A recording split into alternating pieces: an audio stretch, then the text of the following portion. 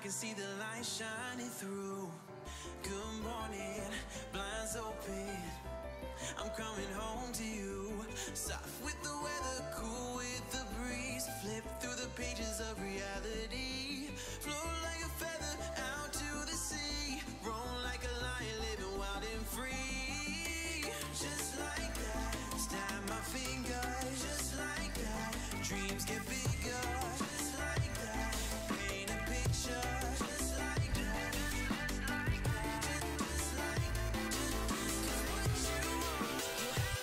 just like that,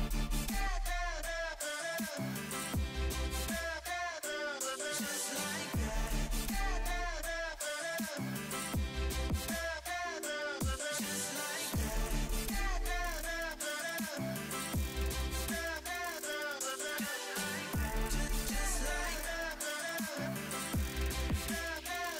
just what you want, you have it.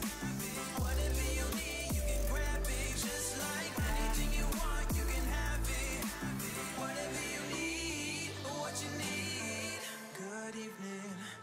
closing, we can see the stars shining through. Good evening, blinds closing, it's just me and you. Soft with the weather, cool with the breeze. Flip through the pages of reality. Float like a feather out to the sea. Roam like a lion, living wild and free. Just like that, snap my fingers. Just like that, dreams get bigger. Just like that, paint a picture. Just like that, just like that, just like, just what you want, you have it. Just like like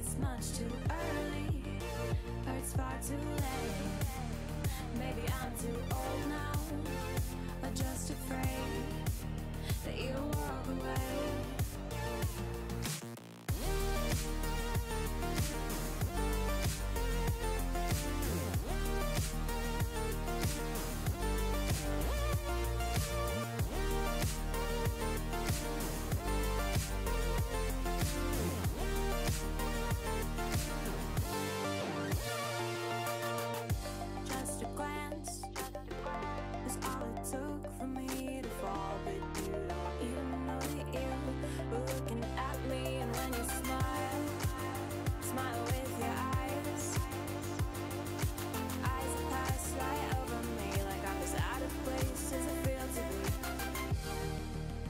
be. You're a little too close, but too far away. It's much too early, or it's far too late. Maybe I'm too old now, I'm just afraid that you'll walk away. You're across the room from me, but it's an ocean wide, and the current's pulling us, dragging me aside. Or you're a constellation, and I'm just a star, blinking in the universe, but you'll never notice me at all.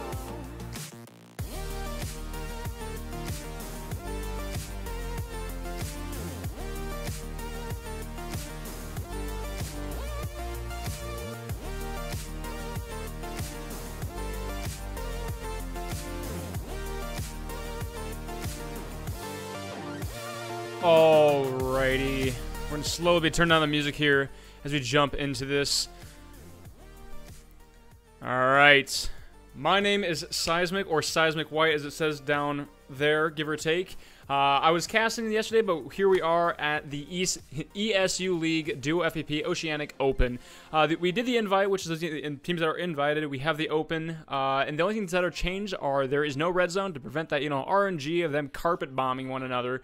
And outside of that, pretty much fair game. It's first person, duo.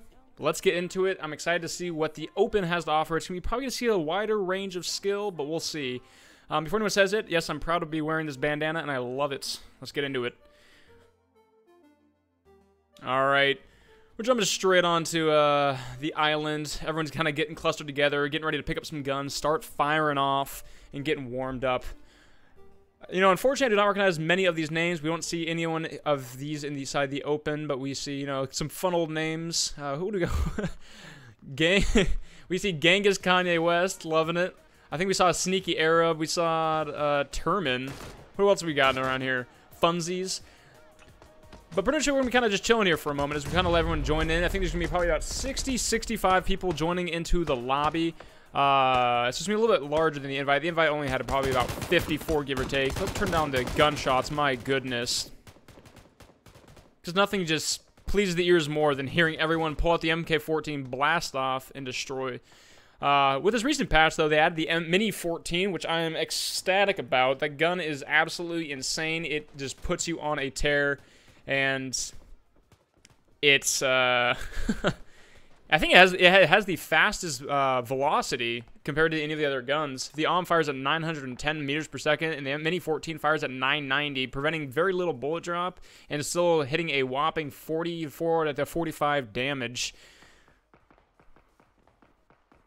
So we have 20 seconds left. We're just counting down. For those of you who didn't catch it, the invite went very well yesterday. We saw, I believe it was Kasoon and his teammates become victorious over Mind Freak and teams of the sort, showing, that you don't need to be sponsored in order to win. But certainly helps when you have that G Fuel behind you.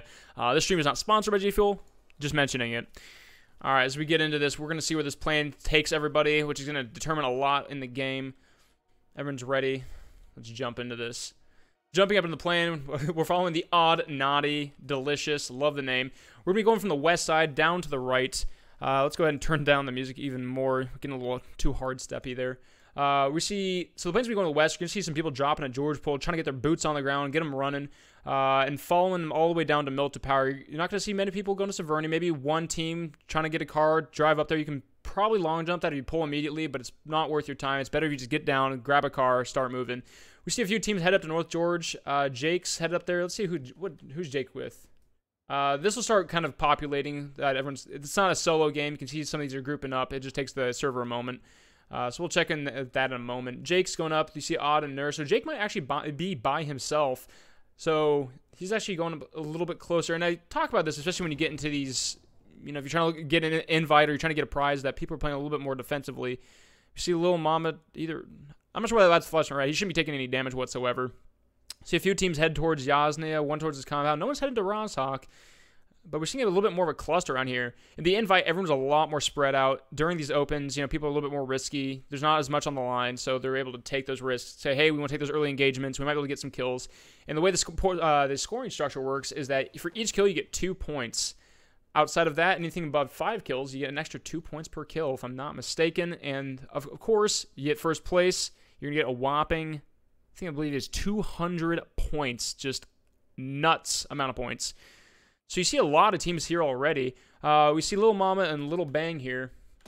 They're already taking shots over at Cage. We see Nick and Traco taking school. Not a lot of loot there. You can find, sometimes you find at level 3. Very rarely. It's not one of those places that do. But a lot of these teams are just clustered together. Normally you saw everyone spread out, but you see, 4 teams here. We see 4 teams there. And we're going to see an Eastern Circle kind of centered around the farm. I like this a lot. You have these trees over here, these more kind of hilly areas, but you're not going to have the open plains that you have on the west side here near Pachinki. But based off what the circle can do, you never know. So go ahead and jump down. Let's see what Aizen's picking up here. He is already rocking the Saiga S12. And early on in the game, that gun is not a bad choice. Pick up the Kar 98. It's a lot of the things are going to be close quarters, these engagements, because everyone's landing there trying to find loot. It's not good to have a bolt action. But something like that with a 2X, rocking that, he's going to be able to have the semi-automatic function. He's going to be able to blast 5 shells without an extended mag into someone's chest, but he's going to be safe. He's going to be good. He's not going to need the gun anytime soon. Down here, we see Official and Zen pushing in here. PUBG Lord and Yami. Are they by themselves? Let's kind of turn this down here. They are looting this, but they're going to be running to a little bit of engagement. It looks like they just hit the fence. Poor Zen. How much health does he have? He has a little bit taken down. Not a lot. He's driving the 3-seater, which is, in my opinion, a terrible vehicle. It's so unbalanced. He's just trying to contemplate, why did I run to that wall? What do I do? Why was I even riding the bike? But he's going to be chilling out for a little bit. Looks like PUBG Lord is charging over. He has an early gun, so he's going to be taking out MJ Official in a moment. MJ is very low, and here comes the shots, and down goes RJM. I'm sorry, PUBG Lord getting him knocked out. Zen is either AFK, maybe he's just disconnected, but he's over here by himself, still motionless. So we're going to be sure that PUBG Lord is going to be able to clean up both these kills and get away with the 4 points. Arlo Marma still over here at the. Let's see what they're able to pick up at school here. We see a shotgun from Nicey here. We see a Scar, a solid rifle, especially when you get the attachments. He has a shotgun on his back, so he's a little bit closer in range engages. If he doesn't have a 4X, he only has a red dot, he's going to be forced to engage at a closer distance, but he does have the safety of being here. We see a team now moving into Rozhok, moving from the west side. You see Pro Dog and his teammates. Tavon off by himself. We see Nugget. Almost said the name, so close. Let's go ahead and back out for that for a moment. And they're going to be moving in here. There's a good number of houses, a little bit of loot. But the way Drax moving south, they might run into this compound over here and kind of meet one another. But this is pretty fast to loot. You only have a warehouse here. You have a couple of buildings, small ones. And these warehouses isn't always... I personally like looting warehouses. It's very fast, and they have a higher percentage of level 3 gear. We see a level 2 helmet in there, but not a whole lot else. Moving around here, we see 2 crates already dropped. We will check on those in a moment. So we still see Lil Mama, Lil Bang. Probably should be finishing up. We see I love this. The hybrid rifle here. We see the extended mag sticking outside of his M16. Side fed's always impressive. It's something like the L86, almost like the rear fed. They're going to be finishing up these apartments, and they'll be able to move west to the apartments, get into a little bit of engagement, and based off their loot, they might have a little bit of advantage. Unless Lil Mama is actually rocking a pistol, he's able to pick up a UMP, solid close-range engagement. They're still looting Crater. We see a couple of teams here. Oh, we see 4 teams in Yasny. That's a lot more than you usually see down there. Nolden Royday. Up here in Kameshki, is recently patched in to the east of Stalbridge just to add a little bit more loot in the area, just a little bit of interest to head up here, because before there was no reason to head up there unless the circle was ending there. You see the team cluster, not a lot of engagements coming out so far. We can check down here. It does look like RJM was taken out. Funsies has moved down into Novo. They're inside the crates. They're inside the circle. They're going to have a long time to loot this. They should be more than have no problems getting looted up. Finding the Kar-98s, finding the SKSs, and getting that long-range engagement and the powerful, powerful weapons that are there. Let's check on these crates momentarily. Where is this crate? We see one down this forest. I love these forests. These are, I believe, Scott's Pines. I don't know. I actually did look that up. So you see the level 3 vest and 8x scope, the M249, which is all right. You know, it has their 100-round capacity, and over here, the other crates should be... it's neatly tucked behind a tree. And we're inside this, we're going to see an MK14, a level 3 vest, an extended quick draw mag. So the MK14 is a monster of a gun. If you take like the SKS, gave it, you know, the adrenaline surge, put it on steroids, that's what you get. It has an automatic capability, fires and just sounds like you're shooting death itself. The Grim Reaper's coming for you. I love it.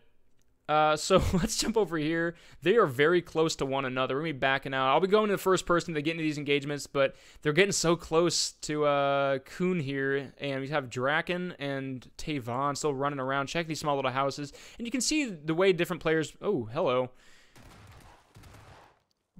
They're inside the building here. He comes in with the S12, knocking out Linkoff. He comes in, and before he can reload... Twerkafish is able to kill Raffi and finish him off. He's going to be able to get his teammate, be able to pick up Linkoff, but they were able to, it looks like Twerkafish was able to kill both of them, get the double kill with the UMP, and, you know, he only fired 2 shots at the S12. He knew the other teammate was around. I think it was a little bit dangerous for him to do that, but they're going to be able to heal up and get that out of the way and be able to move forward. They're going to get 2 free loots, you know, get that loot goblin, goblin. Holy, you know, speaking is hard. You know, casting seems like the right line of work for that. They're able to get a bit of loot. Let's see what he comes out with. So he does have a suppressor, especially in duos. I still think that reigns supreme. Inside, you know, squads, suppressor's not going to do a lot because you're going to all be spotted. So stealthy isn't quite the name of the game. Moving over here, you see that they're still inside the apartments. Apartments do take a quite long time to loot. You have essentially 3 to 4 floors, if I'm not mistaken, including the roof. And there's a lot of different rooms to go through. You have to check everything. And nothing's better than, you know, you don't want to miss the level 3 helmet. Who's firing here? We see Littleberg up on top of this apartment here, firing off into school, trying to hit. And it looks like he was able to get Nick there, or Nicey, just a few shots in his body. If he's able to get a little bit of health up, what is he? He's taking pills. So I'm wondering if I don't think he has a first aid, unless he's just saying, hey, you know, hey, I'm safe. I don't need to take a first aid. I can just take the bandages, save myself. We're going to jump down over here to Nugget. He's going to be firing off here at Joker. And he's able to take out Jokester made with the AKM. Jokester pun sitting around on the backside here. Let's go to him. He's rocking the S12 as well, as I mentioned before. He's chunked straight into the chest, taking shot after shot, trying to get around there, but he's not at the distance that he wants to engage. He wants to get a little bit closer, control that spread, get the pellets right into his chest. Nugget is able to peek the corner, shoot him straight in the chest, and finish him off with the AKM, getting the double kill and getting some more points. Looks like everyone's kind of off to their side here. It looks like Flows have probably heard the shots, but I'm not sure if they want to move into there. We see this first circle start coming in. Jake's now choosing to leave. What are they coming away with? Or just him? He has a Scar 98, a suppressed ump. So the suppressed ump, especially in the final circle and as a solo player, is amazing. What's amazing about, I guess, the suppressed ump, though, is from 100 meters, anything past that, you cannot hear that. For those of you who don't know, anything past this, you're not going to be able to hear that. And that is a major advantage. When you don't know where the bolts are coming from, you know, you can't rotate around. You might just be, it might be behind you, might be in front of you. You just have to deal with it and keep your eyes open. We're going to get her off the bike. That just sounds like a swarm of bees. And as lovely as that bike sound is, it's not as bad as the buggy, but there's softer sounds in the world. Down here, we see Francois. They're down here in Primorsk. Kind of running around. These 3 warehouses, I absolutely love these. You try to land there if possible. You get some usually guaranteed level 3 gear. It's not guaranteed, but it's usually high. You see him with the Mini 14, the gun I was talking about earlier on. Let's see what optics he has on there. Whoop. He's the one over here for the US. Looks like it's parked very nicely up on the fence. Or looks like it's kind of sorted itself out. You can't see what scope he has on there, but he does have the UMP. He has a little bit long range, a little bit close range. It should be good. We have a bit of engagement coming out here from Ozlam here. We see Akadrak, or Akadrak, sitting up on top of this mansion, I believe it is, or hospital ward? It might be a psych ward of sorts. I think that's what it is. So he's been running down. Look at his teammate went down. He is by himself. You see the body out in the middle of the street. Ace is running in now, but they have the circle. They don't have to be moving if they don't have to. A couple of shots going out. Little Mama taking some shots down at Steven as they go down the hill. As they cross over this huge peak. You see Nicey and Atraco just camping the top of this. And they have a huge distance advantage. They're able to chill here. They're able to look down into the apartments, look across this. And this is a wonderful place to sit, but it is often populated with people just scouring the mountainside. Moving around, we see Jake moving in. Let's go to Vusi here. Let's see if he catches him. They hear the car coming across. He's going to be turning. And it looks like Jake's has said, hey, we're going to south. There's no point for them to go through Osney. That's not where the center of the circle is. But they might be cutting back in. I think that's a bit of a risky maneuver. They don't need to. They're just dodging hay bales, if anything. We see them taking shots. Jake takes a couple shots to the chest. They're on a bike, so they're easily exposed. Jake's probably going to be stopping here momentarily, just trying to get a little bit of cover, get healed up. So let's jump over to Jake, see what they're doing. Yeah, they did stop at this compound, moving around, but I believe all this is unlooted, so they're going to be able to sit here. They're inside the circle. They have the safety. They have this, second floor to sit up on, and you have this huge sight line going around. You can look over across the entirety of this expansive field. Shots coming in from Azen here. The down here in the bunker. So you see the teammate went down here, just shot as he came around the corner, and his teammate is deciding to run.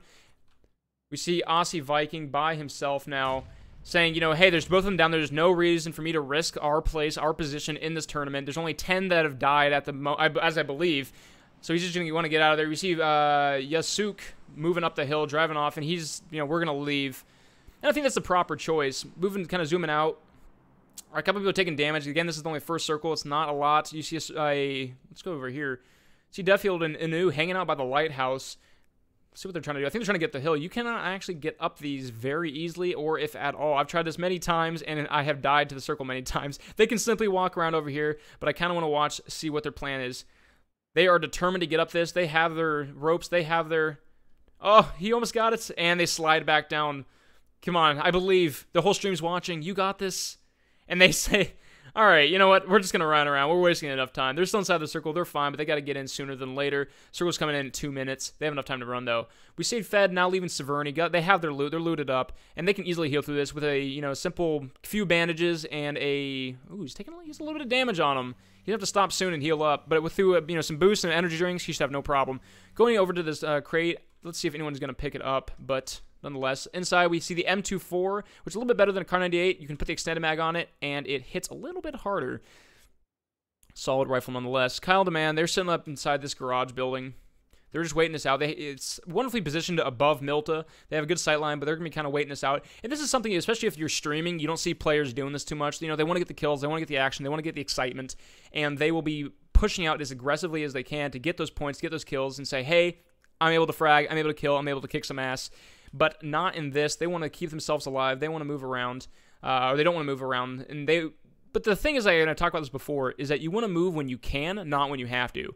If you have the circle pushing on your back, like nipping at your heels, and it's going to be chunking a quarter of your health each time, you don't want to be forced into a firefight. You want to be able to move up, get safe, and say, hey, we can either hold people out or look around and start rotating around the outside of the circle.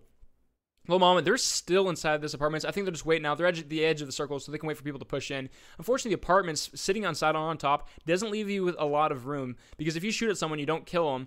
They're able to reposition, and you're forced to run all the way down. You can jump off the top of this here, land onto this platform without taking any damage, or on this little ridge.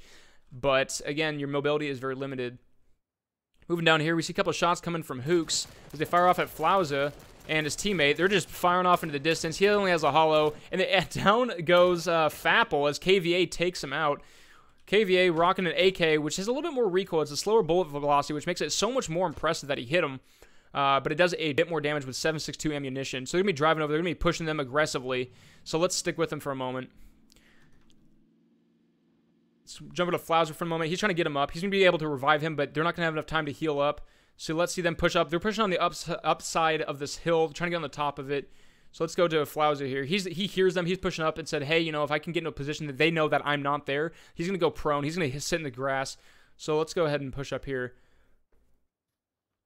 We see Hooks and KVA moving around. They might...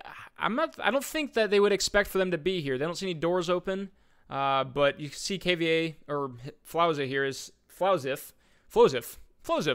I was so close, right?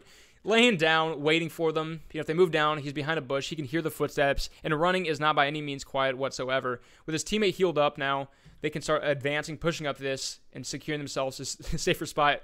Now, you see them punching out the windows, burning the shack down for whatever reason. I believe they probably thought they were inside of this. That's the only reason that I could believe that they would throw a Molotov in. But by shattering the windows... Oh, you see a painkiller in there. Lots of players will do that when they're inside of a house, at the risk of it being very, very loud. I think... Does she see him? Oh, I think he barely missed him. But the reason you knock on the windows is they're a little bit dirty, and it can just kind of be distracting to have those little smudges moving around. As players come in, you see Odd Naughty and his teammate moving in. You still see Intel and Goose still looting around. A little bit aggressive. They don't move in soon. This next circle is going to really start chunking, so they need to leave soon. Let's see if they even have a vehicle. I am curious about this. Looking around as this kind of as this loads in for a moment, we see that there are no vehicles, actually.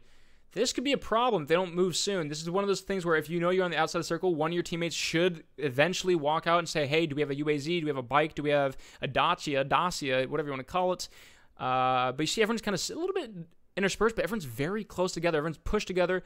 Outside of here are these big open fields. No one's going to want to sit here. They want to get out of here because if you look outside of here, everything's just a big open gully. It's just a bowl of death. If you run across this, you're going to get shot. There's not many safe trees. It's very sparse. So moving through here, I don't think anyone's picked up any of these crates, unfortunately. Inside you can find things like the Groza, which is essentially a 7.62 rifle. You can see Lil Mama and firing off at someone or something. K is the Untamed and his teammate moving down. We see Odd Naughty go down, coming from Yakik there with the 8X Car 98. He's paused. You want to be able to get the headshot? And down he goes. They finally kill the Odd Naughty, and he kills Nerby underscore. Some of these names, man, use more vowels. It makes it so hard for me. He's able to get the headshot, but unfortunately he can't wait out. The circle's gonna be actually. He should be good to go loot that if he wants, but I think he's just wanting to take the shots. He's looted up as much as he wants to be. Let's see what he has. He has a Scar 98, 4X, and an 8X with Car 98, level 3 backpack. I can see why he didn't go down. He feels safe with the kit that he has. He is playing by himself, and it looks like, who was this? Not, an NRB's team was taken out by Little Bang there from the apartment, so that's why he had his back to Yakik there. Moving down, we can see this engagement coming out from Hooks and the KVA. He sees him around the side. He's going to be taking the shots, knocking him out. Hooks takes out Ultima. He comes around the corner, and Hook, unfortunately goes down. FZRR takes out Hook.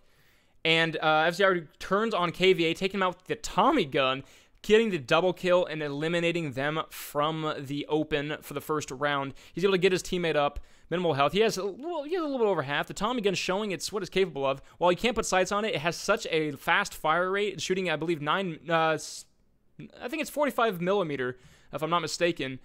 But you're able to put a extended mag on there, get 50 rounds into someone, just hold it and fire and just hold it more and more, just unleashing a hailstorm of bullets. So inside they see Chaka. Chaka's trying to move out, trying to crawl to safety, but Tavon says, no, I'm going to take you out. You see Nicey. Let's jump over to him for a moment. His teammate is now out. Nicey's by himself. He's watching the stairs, can't wait for them to come and try to move up the stairs, just trying to hold off what he can. Because there's no other way for them to get in there unless they decide to say, hey, we're going to take a bike launch off and slam through the window. But what are the odds of that, you know? You see he has a Car 98 and AKM. AKM is a slower firing gun, but again, it just unleashes a massive amount of damage with the 7.62 ammunition. People are moving in here. Let's go to Yami here. They see him on these opposite buildings. Yami, I'm going to turn off the x-ray, so all he sees is his teammate jumping around. They're moving around. Now you can see over the other side, Yasu Cage and Insight hear them moving around. He's probably would hear PUBG moving around. We saw PUBG earlier get the 3 kills, 2 down in military base. We're going to go down here. We see Kyle Demand. We see, I mentioned before that they're up in this garage here. They've now moved over to the sniper tower, just taking these shots. But they're actually on the first floor here. So let's see if he can see this. Let's go ahead and turn off X-ray for a moment. He saw him laying down. He probably should see. Oh, his arm's behind the crossbeam. They're still peeking around. He turns his back, and that might have been a little too soon. Moving down there, you see his teammates still watching that, peeking through the windows.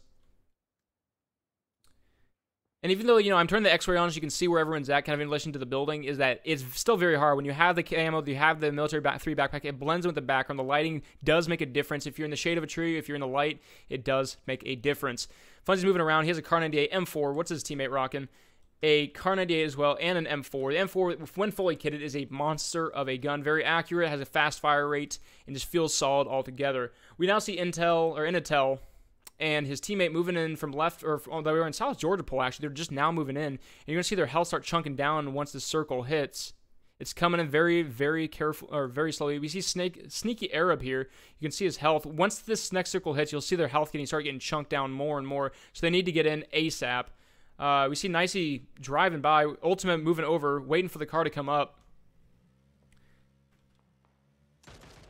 The shot's coming out, but they kind of went around. They kind of gave him the old jukaroo, and I'm curious to see what happens with Intel here. Especially, it looks like Fedesky comes down to kick, showing what he's capable of with his gun. He sees him out in the middle of the field. He sees him running, fires him in the back, and before he can prone, he gets shot again by Yakik. Yakik just destroying from anyone that crosses his path, making a difference. Now you can see the damage as this next circle hits. You can see it start getting chunked down more and more. Engagement coming out from Fuzin as he's firing across. Let's go ahead and jump to his teammate, moving out over here. He's fine out there. He's taken out the one that was down. They're outside the circle. They're holding him outside that. They're going to be able to have to take the damage and take the engagement. So it looks like, who is that? DeField in a tough position. DeField's dancing back and forth, trying to just peek out, use his leans to kind of show a little bit of himself, get some shots up, but he's going to have to heal up. We can show how much he has. He says a little bit. We're going to see Sneaky Arab coming from behind. Let's see what a Sneaky does. Let's jump over there for a moment. I'm not sure if Sneaky sees him. Sneaky, it's separate. He's making the right choice. He's healing up before he finishes off the kill. And he goes ahead and takes him out, getting the kill, sneaking up behind, coming through the blue. And that's a rough position for D-Field, though. He didn't think, hey, probably wouldn't expect that someone's right behind on the blue. He's fighting for so long, taking all these shots. But, Sneaky Arab showing why he's called that, moving in behind, getting the kill. But unfortunately, his health is all right. He's doing all right. Inatel, they're still very low. If he doesn't have a first aid, he's in a tough position here.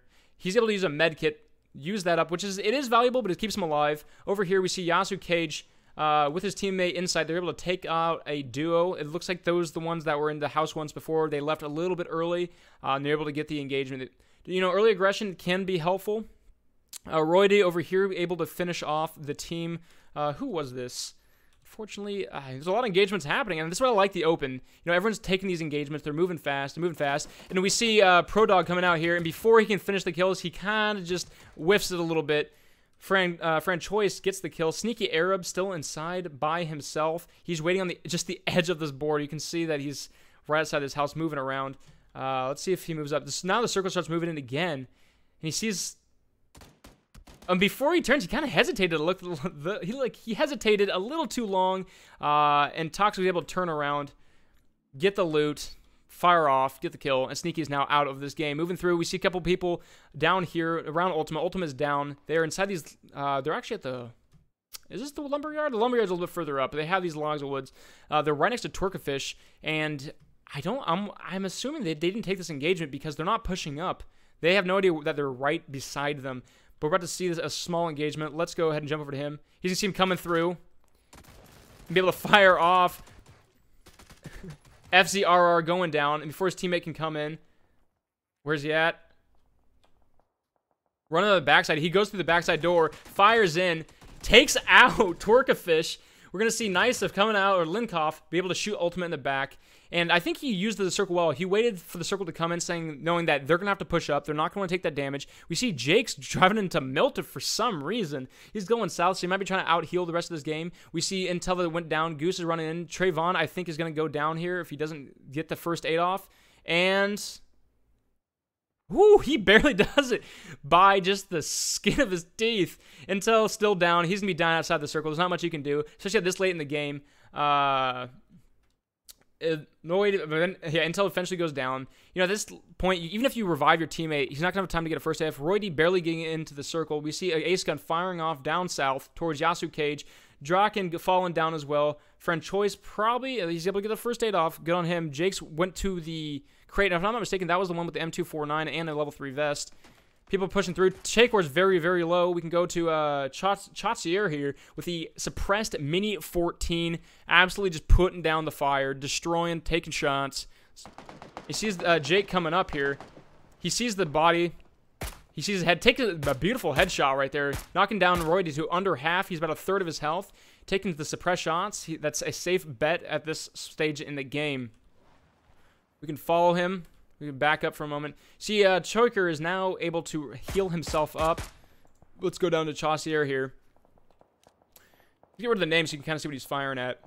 He sees them in there. He's taking a little few body shots. He gets shot straight in the chest. Let's see what they're rocking right now. A Mini 14 as well. You can see the amount of damage that puts down. Yasu Cage taking out shots down into Goose in the middle of the field. He's protected by the tree cover. He's been able to run a little bit further, but now Yasu Cage out in the middle of the open is exposing himself. He's making himself known, and that's going to punish him more and more the more he does this. It's these trees, you know, these tall pines. There's a lot of them. It's a very beautiful part of the map, but unfortunately, they're very thin, and there's only one. If you're firing at someone, you have to be very careful about how you're positioning yourself behind these trees, because any slight adjustment is going to show an arm, going to show a foot, and they'll be able to punish you with that. We see Funsies here taking shots down at Yasu Cage, who I mentioned before. He's trying to run through. They're missing their shots, unfortunately. Getting shot from behind here.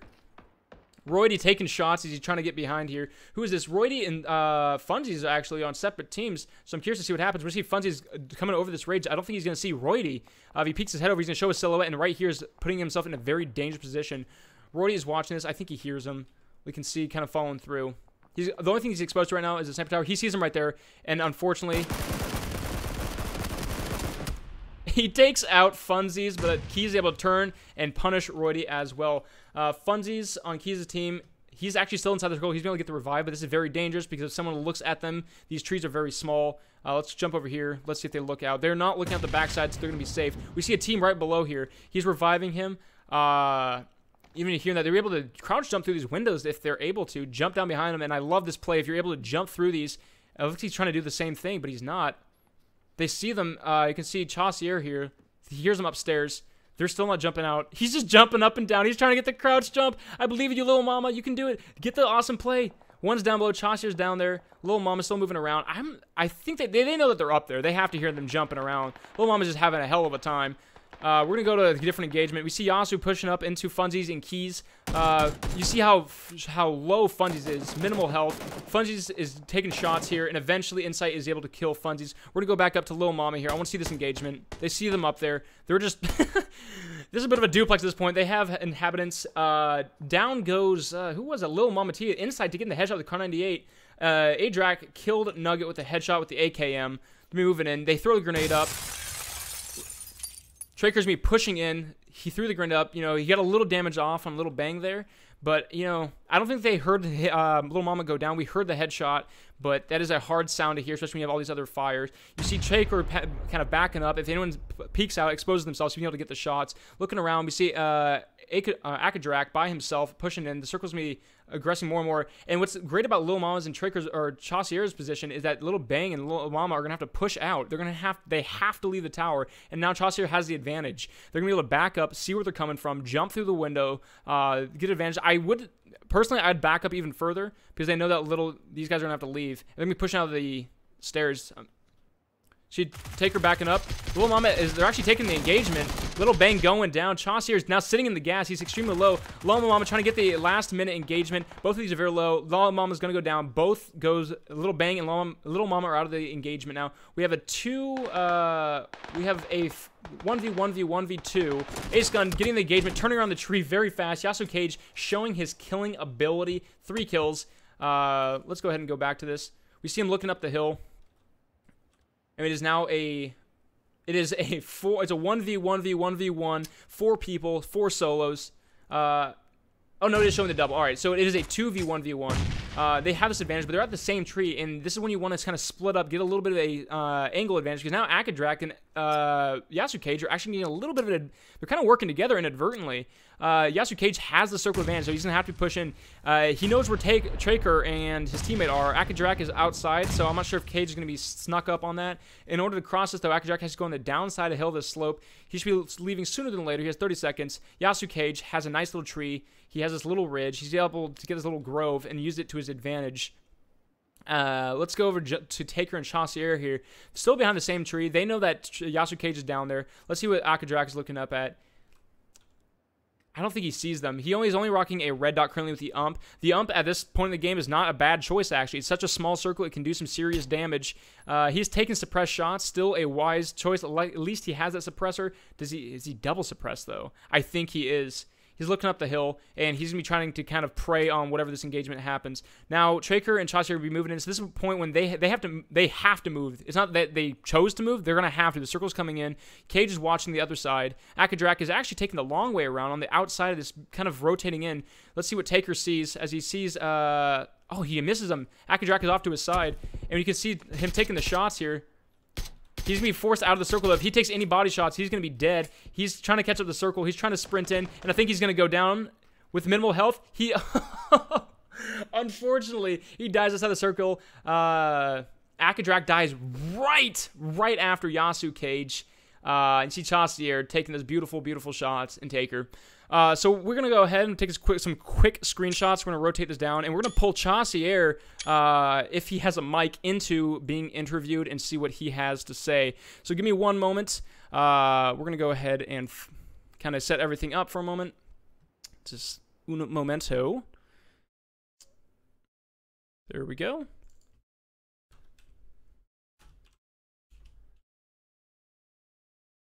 All right. There we go. Let's go ahead and pull in Chassier and see what he has to say. Where is he at? Is he in... we gotta find him down here. Hold on a moment. What team was he on? Goodness. There's so many teams. How you guys doing? Oh, we sift through this. I think he's... I don't actually see him.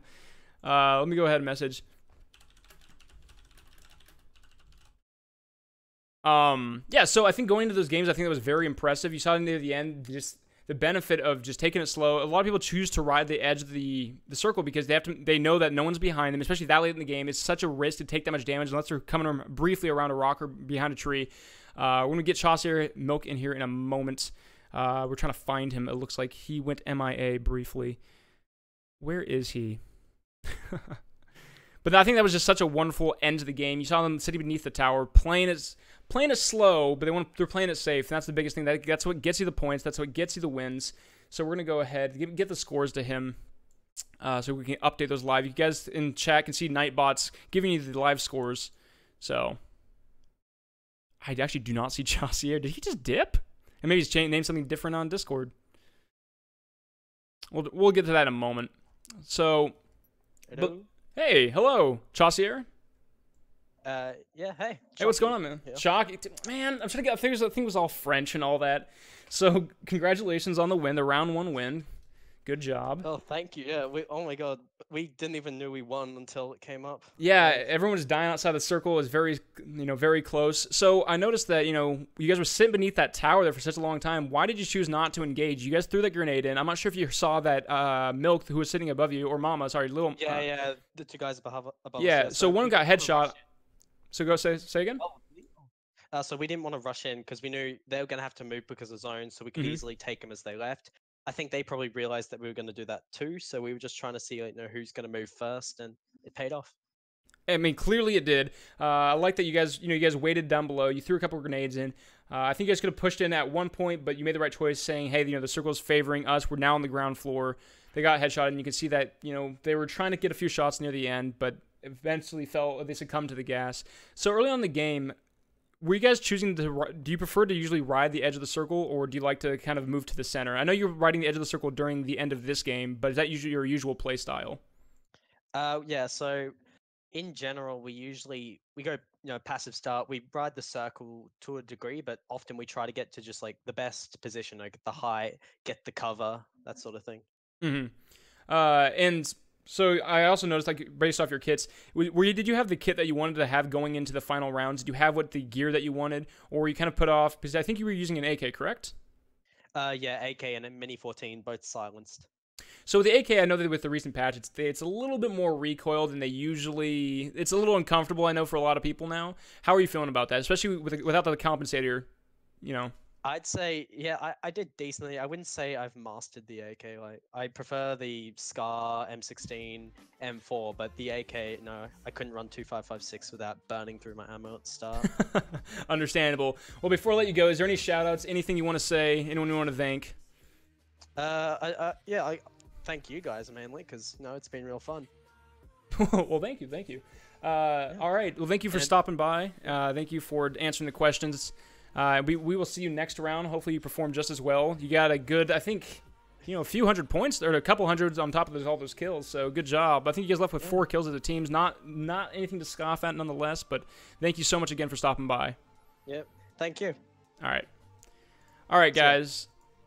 Thank you guys so much for tuning in. We're going to be taking a short break, and we'll go into the second round momentarily. Or not, by momentarily, probably about 5 or so minutes as we get everyone kind of populated in the lobby, and we will see you guys shortly. See you in a moment.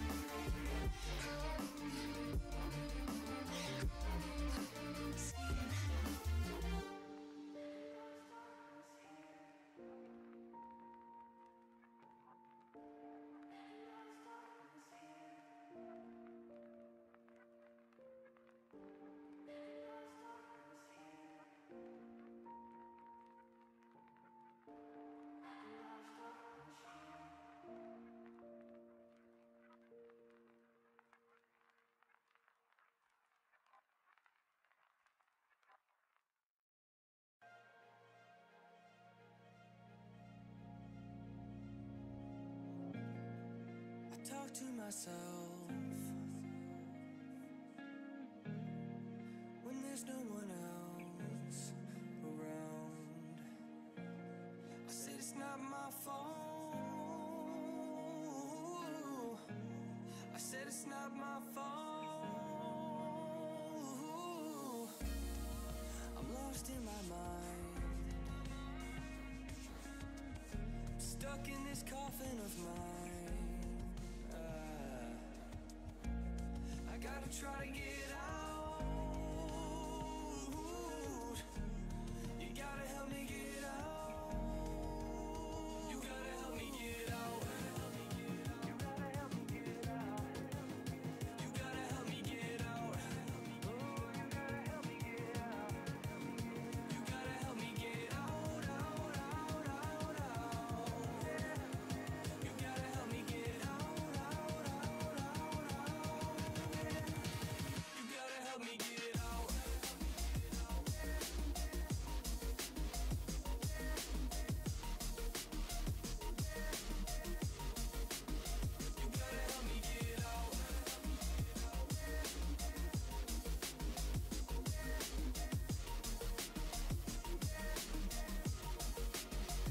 gotta help me get out.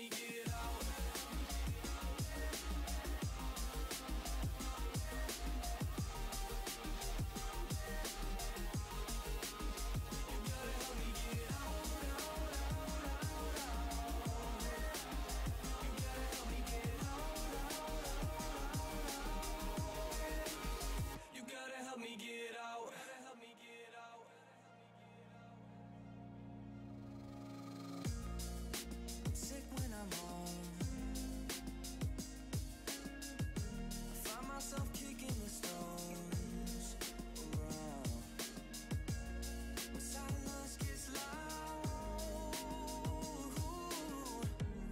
you gotta find a way out. You gotta help me get out. You gotta help me get out. You gotta help me get out. You gotta help me get out. You gotta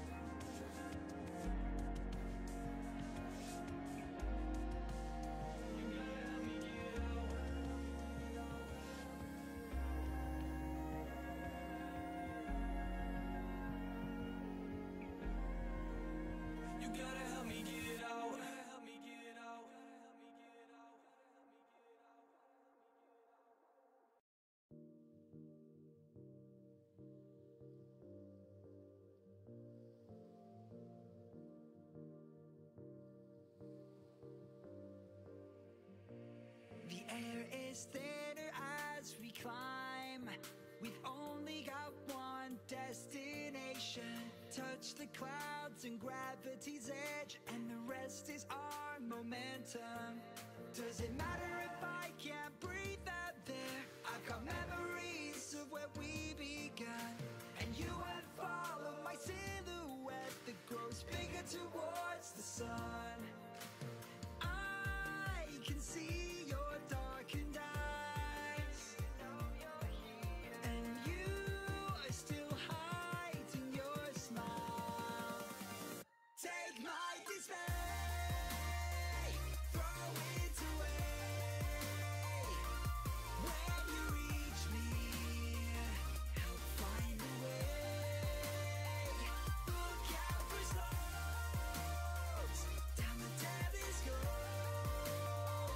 And when you reach me, I'll let you stay. How many times do we have to write our names in the sand so they don't wash away? How many times do we leave our mark? I've been worried if you'll be okay. I can travel the world in an instant, even though there's a fear of the distance. But for you, I know I'll stay right here.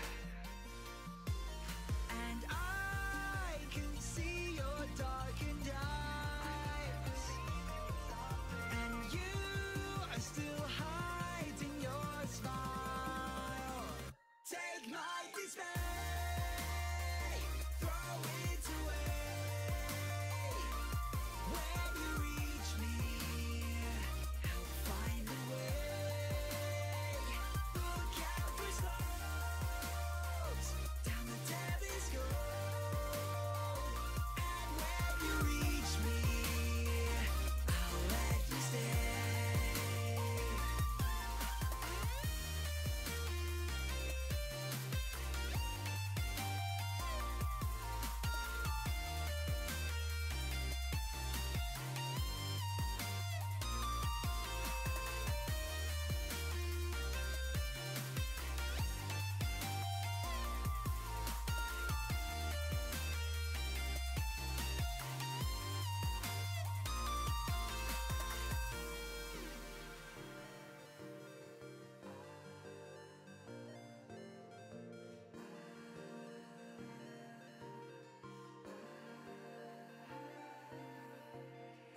I don't want to miss you when you're sailing by.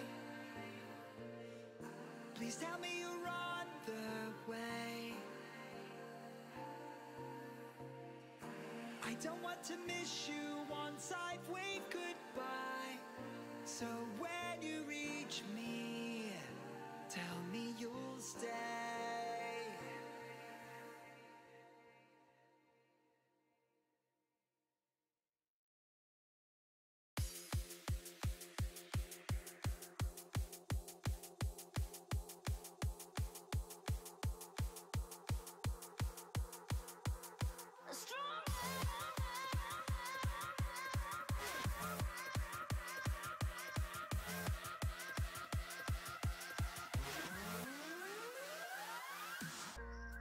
Yes, you've had it quite tough, always having bad luck.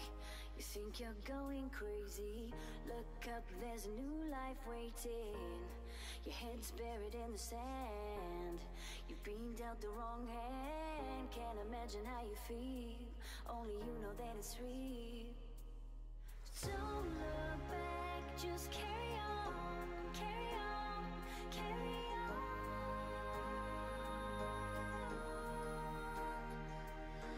Don't look back, just carry on, carry on, carry on.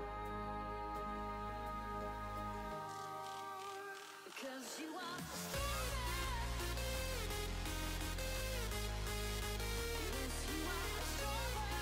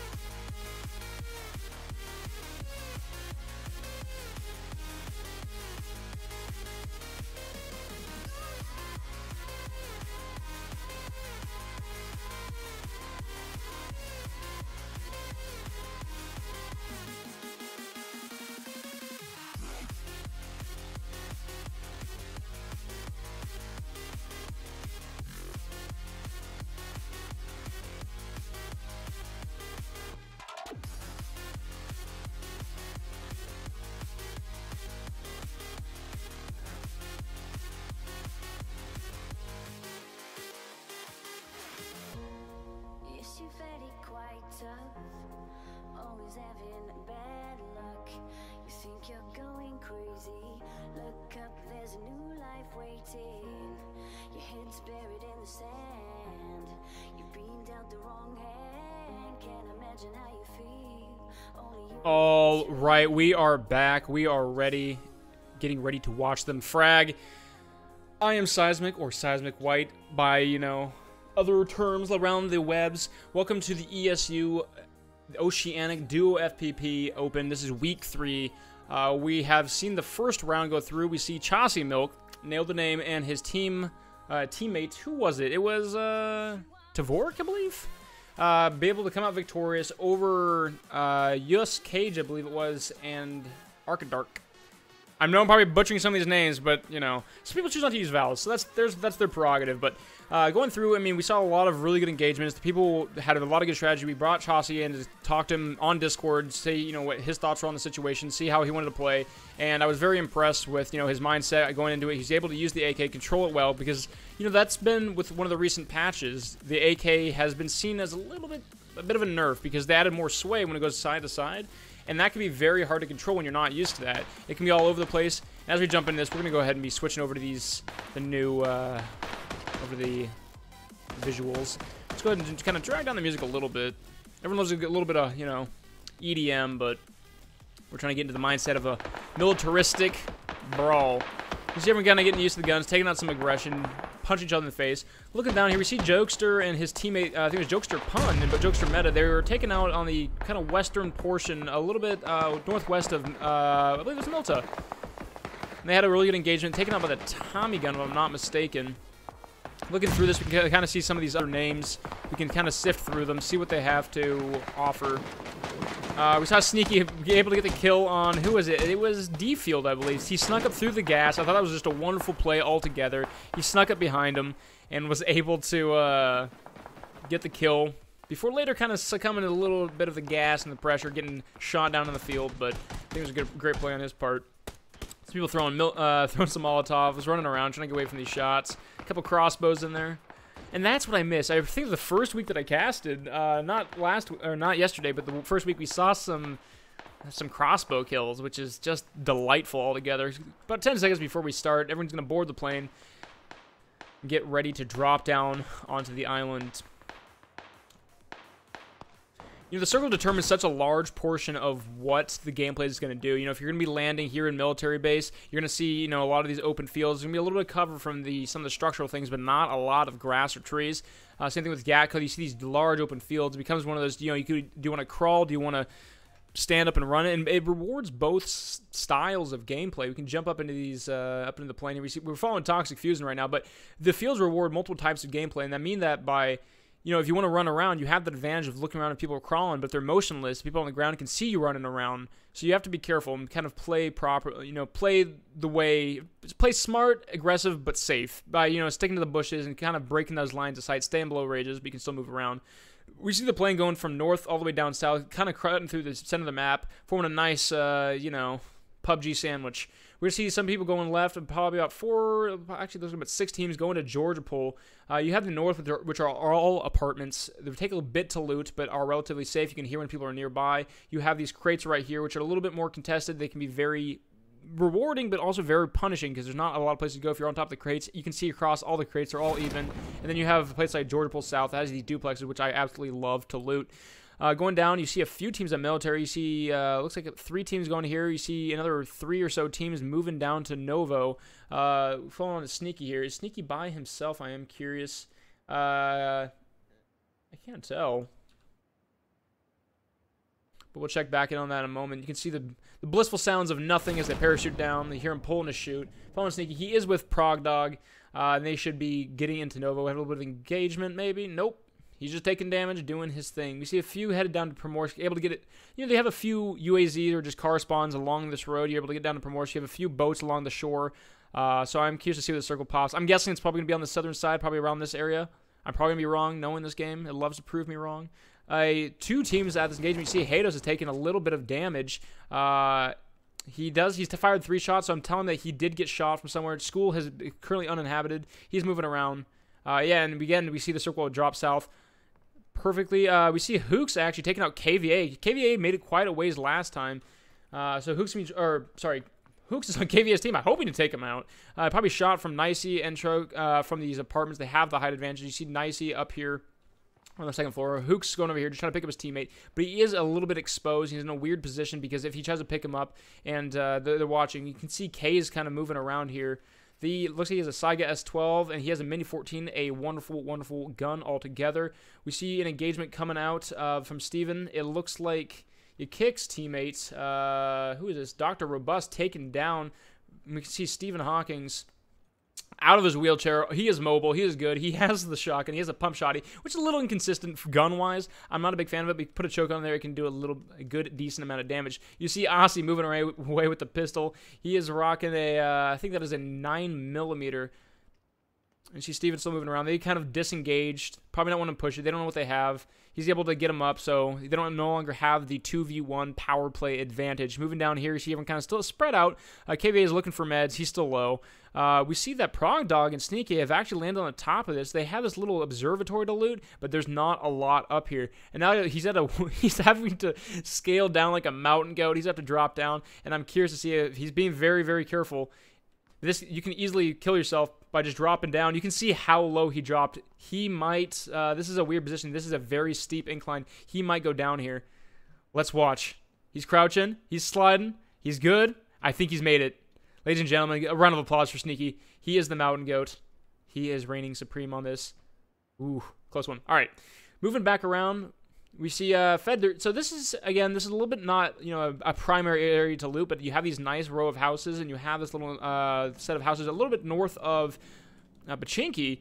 So a decent amount. You can move up to school, but you can see that the circle does favor more kind of the northern side. The southern side is definitely still viable, but a little bit more half is on the northern side. So I'm kind of hoping for northern, because these circles, as much as military is kind of fun to land there and loot, it gets really, I guess, repetitive. But we can always find fun no matter where we go. It's just very open. And it's a bit of a shooting gallery. You see Sneaky there taking, he has not taken shots. He just fell down. He's still looting up a little bit. But they're going to be forced to move into the military. There's a little row of houses here, but there's not going to be a lot to loot. And Chaco and Nicey are still looting. We see a little engagement coming out here. We see Fallen Kyle here. He's firing the Uzi into the window, trying to scare him off. You see Little Bang. He has the Kar 98. His teammate down below firing up into the window. Hados sees him up above. He's not going to fire? Did he not see him? What is Hados doing? So they're just trying to camp out. So it looks like Little Mama's peeking up on the upstairs window. He still thinks he's there. If he peeks his window, it looks like Hados is going to have the ability to shoot, get a little bit of engagement. Hados is still watching that lower floor. If we go up into Little Mama's perspective, it is a little bit choppy. They're moving around. Let's see if he sees them. I think it's just a little bit choppy. There are more people in the server this time around, and so it can kind of lag the server a little bit, but we shouldn't have a problem. You see a Little Bang knocked out Kyle, getting the shot through here with the Kar 98. Does he have any sights on this thing? Let's back up for a moment. I am curious. It looks like he has a red dot on it. His teammate's going to be able to pick him up, though. And if he doesn't have any meds, he's going to be in a tough position. But again, apartments are so hard to push because the only way for him to get in is through this single staircase. And they're able to camp this corner. He's able to sit right here. If they come up, he's going to be able to shoot them and watch them out. They are jumping all over the place, aren't they? We'll get back to them in a moment. A couple of teams here at Yasnia. Let's see who Fusion's with. He's taking some shots down as Taylor heads out. Just a few shots, popping him in the chest. Missing all of them. He is suppressed. But yeah, you see him loading up his pump shotgun. Not going to do much at range, but in close quarters, it can wreak havoc. Going down south, you see Vusi and Kays have moved down from the western side and moved down to the south now. And I think they might run into KVA. He's trying to get to this little area, which has a couple of barns and this two-story. It's a decent amount of loot. The barns, surprisingly for their size, have a bit more than you would expect. More than a warehouse, if you will. So down here we see PUBG Lord, who they did bait it quite well. PUBG was pretty much on a tear. Let's see if they've looted these. I imagine that they have. The warehouses are usually the first to go. And you can see that he's rocking currently an M4 and a Mini 14. His teammate Yami rocking, so we can see this here, a Mini 14 as well. There are a lot of Mini 14s this time around. Looking through here, we see this engagement coming out. It looks like Yakak was able to... Actually, who is this? Is he by himself? Yucak still has Dr. Robust on his team. Let's see if we can move around here. Dr. Robust, I think they were able to get this kill. Let's see. Yeah, okay, they were able to get the kill from up here. I got baited a little bit. I was like, oh, Dr. Robust and his teammate. No, turns out they are separate, but they're able to get the kill off, get the loot. We see this engagement coming down from Hooks. We were on Vusi right now. Hooks goes down. Kaze was able to take him out with a Mini 14. That just disgusting gun. I'm going to keep talking about it because it is such a powerful, powerful gun. You see his teammate coming down. KVA rotating around. He's behind them. I don't think they see where he's at. He sees that they're moving around. He's going to be able to take a couple of shots. I think he's trying to wait this out. There he goes, trying to take a few shots. There's a little bit of, I think, latency on our end here. Because Kaze was able to kill KVA with the Mini 14, getting the double kill on the team, eliminating KVA. KVA did quite well last round, but unfortunately this one's not going to be so hot for them. It looks like Vusi did go down before KVA was eliminated. I think there's just a lot of players in the server, and, you know, it's OCE, not as good, but we can... I'm not saying the OCE's not great. They're great people, love it. It's just the server's not as strong. Going down, we actually see a couple teams at Zarki. That's kind of surprising. Zarki is such a far thing out of the way. You can see how far away it's from the circle. The only thing to be farther at this point is like Kameshki. Severin's being looted by Jokester, and I think Pone, and it's not Pun, it's Pone. Pone and Meta, I think took Severny last time, or on the northern side regardless. They're moving down. You see Insight and Goose. They're hanging out on the left side. They're still at Georgia Pole. We see a couple people. They're still moving through apartments. I'm surprised that they're sticking together. You know, you don't need to share loot. You don't have to be kind of stepping over one another. But they are, nonetheless, getting their loot. They have an M4. Let's see what Ace is rocking currently. He has a level 3 backpack. He's rocking an M16. M16 is a fantastic gun. I like it more than the Scar. With the burst fire rate, you're able to just tear through people if they get close. And it does have a very fast velocity, your bullet velocity. So you don't have to account for drop as much as something you would with like an AK, which has a slower shot.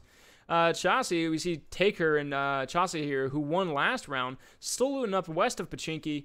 Let's see what he has here. He has a currently... That's Barney the Dinosaur. He doesn't quite finish it. Oh, well. Let's jump back down here. Taker has run the track pants. He has a Vector, and that's it. Vector, while it's good in close quarters, not going to be great. And we see Chassis with a ump and shotgun. They are limited to a very close range. They're going to have to be very careful where they're moving. They're going to want to get down into these compounds and camp those for people to move up, because without that engagement, without that distance, they're going to be shot out in the street. They don't have, you know, level 3 or level 2 even helmets at this point. Taker does, but they're going to be at a bit of a disadvantage. Moving up here, we see the engagement coming out from Taker here, or sorry, Tavon. Get hung up on some of the names. They're moving around. Hados and Kyle are moving them back and forth between this compound, trying to get that spread. He's trying to get that angle, and I really like what he's doing here. We see Kyle moving around. I guess he's looting a little bit. You know, you can't ever pass up loot.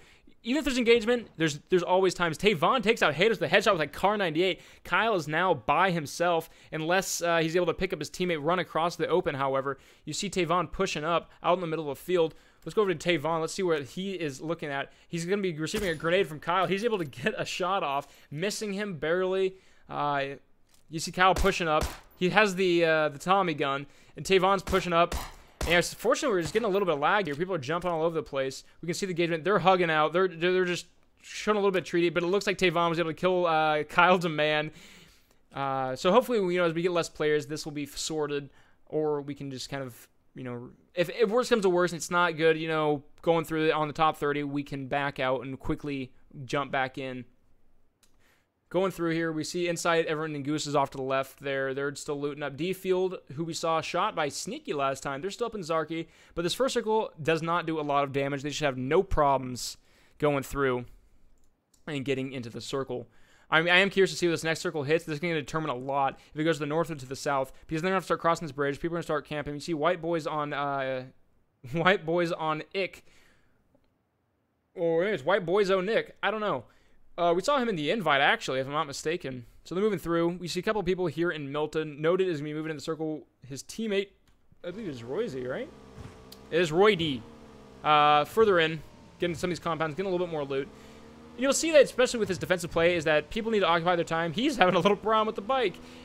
You know, they want to get that loot. Why not get that extra? You know, you might get a level 3. It's never hurts to check, unless you're strapped for time. You know, you're not playing for kills necessarily. They give you the points, but it's not going to do a whole lot. Not a lot of engagements that have happened, though. Only, I believe, less than 10 people have died. You know, even when you have these close engagements, people want to stick to themselves. They don't want to push it unless they have to. So, we'll be waiting and seeing what people push into. Dalbatron sitting on the backside of this. White Boys is up here on the hill. He's rocking an AK and a Tommy gun. We looking around here. We see PUBG and his teammates. Yammy, who is going Baywatch style, running along the beach, trying to get to this compound. He doesn't need a vehicle, but I'm wondering if we're going to see engagement coming in from, we see FZ here. Park up on the, Jesus, what a parking job. And they have a fresh boat right there. They decided to just rip it up onto the beach. No one else can use it. You can usually actually get them into the water if you take a car and ram into them, but knowing PUBG's physics, that's always a hit or miss. You get a 50-50 chance of launching yourself into space. Who knows? Going down further south, we see NC Bro. He's still finishing up loot, getting the ATC tower with his teammate. Let's see what they're coming out with. He's rocking a Mini 14 and a Scar. His teammate backing up here. They say they have level 3 gear. They have level 3 helmet. He's rocking a Car 98 and an M16. I like this combination. He has the kill potential with the Car 98 in like duos. I love the Car 98. Love solos as well. But in squads, these one shots. You know, it's still an amazing gun, but I do like something like an SKS or a Mini 14. So I like this combination. They have both the semi-automatic and bolt action rifle to engage with. Question is, how much range does he have? Looking on this, they don't have much for sights. Looks like he has a couple red dots, but you know they are stuck in the backpack. You see a lot of level 3 gear. We'll see in a moment. We see an engagement coming out of here. Toxic Fusion's moving down, trying to engage this small house.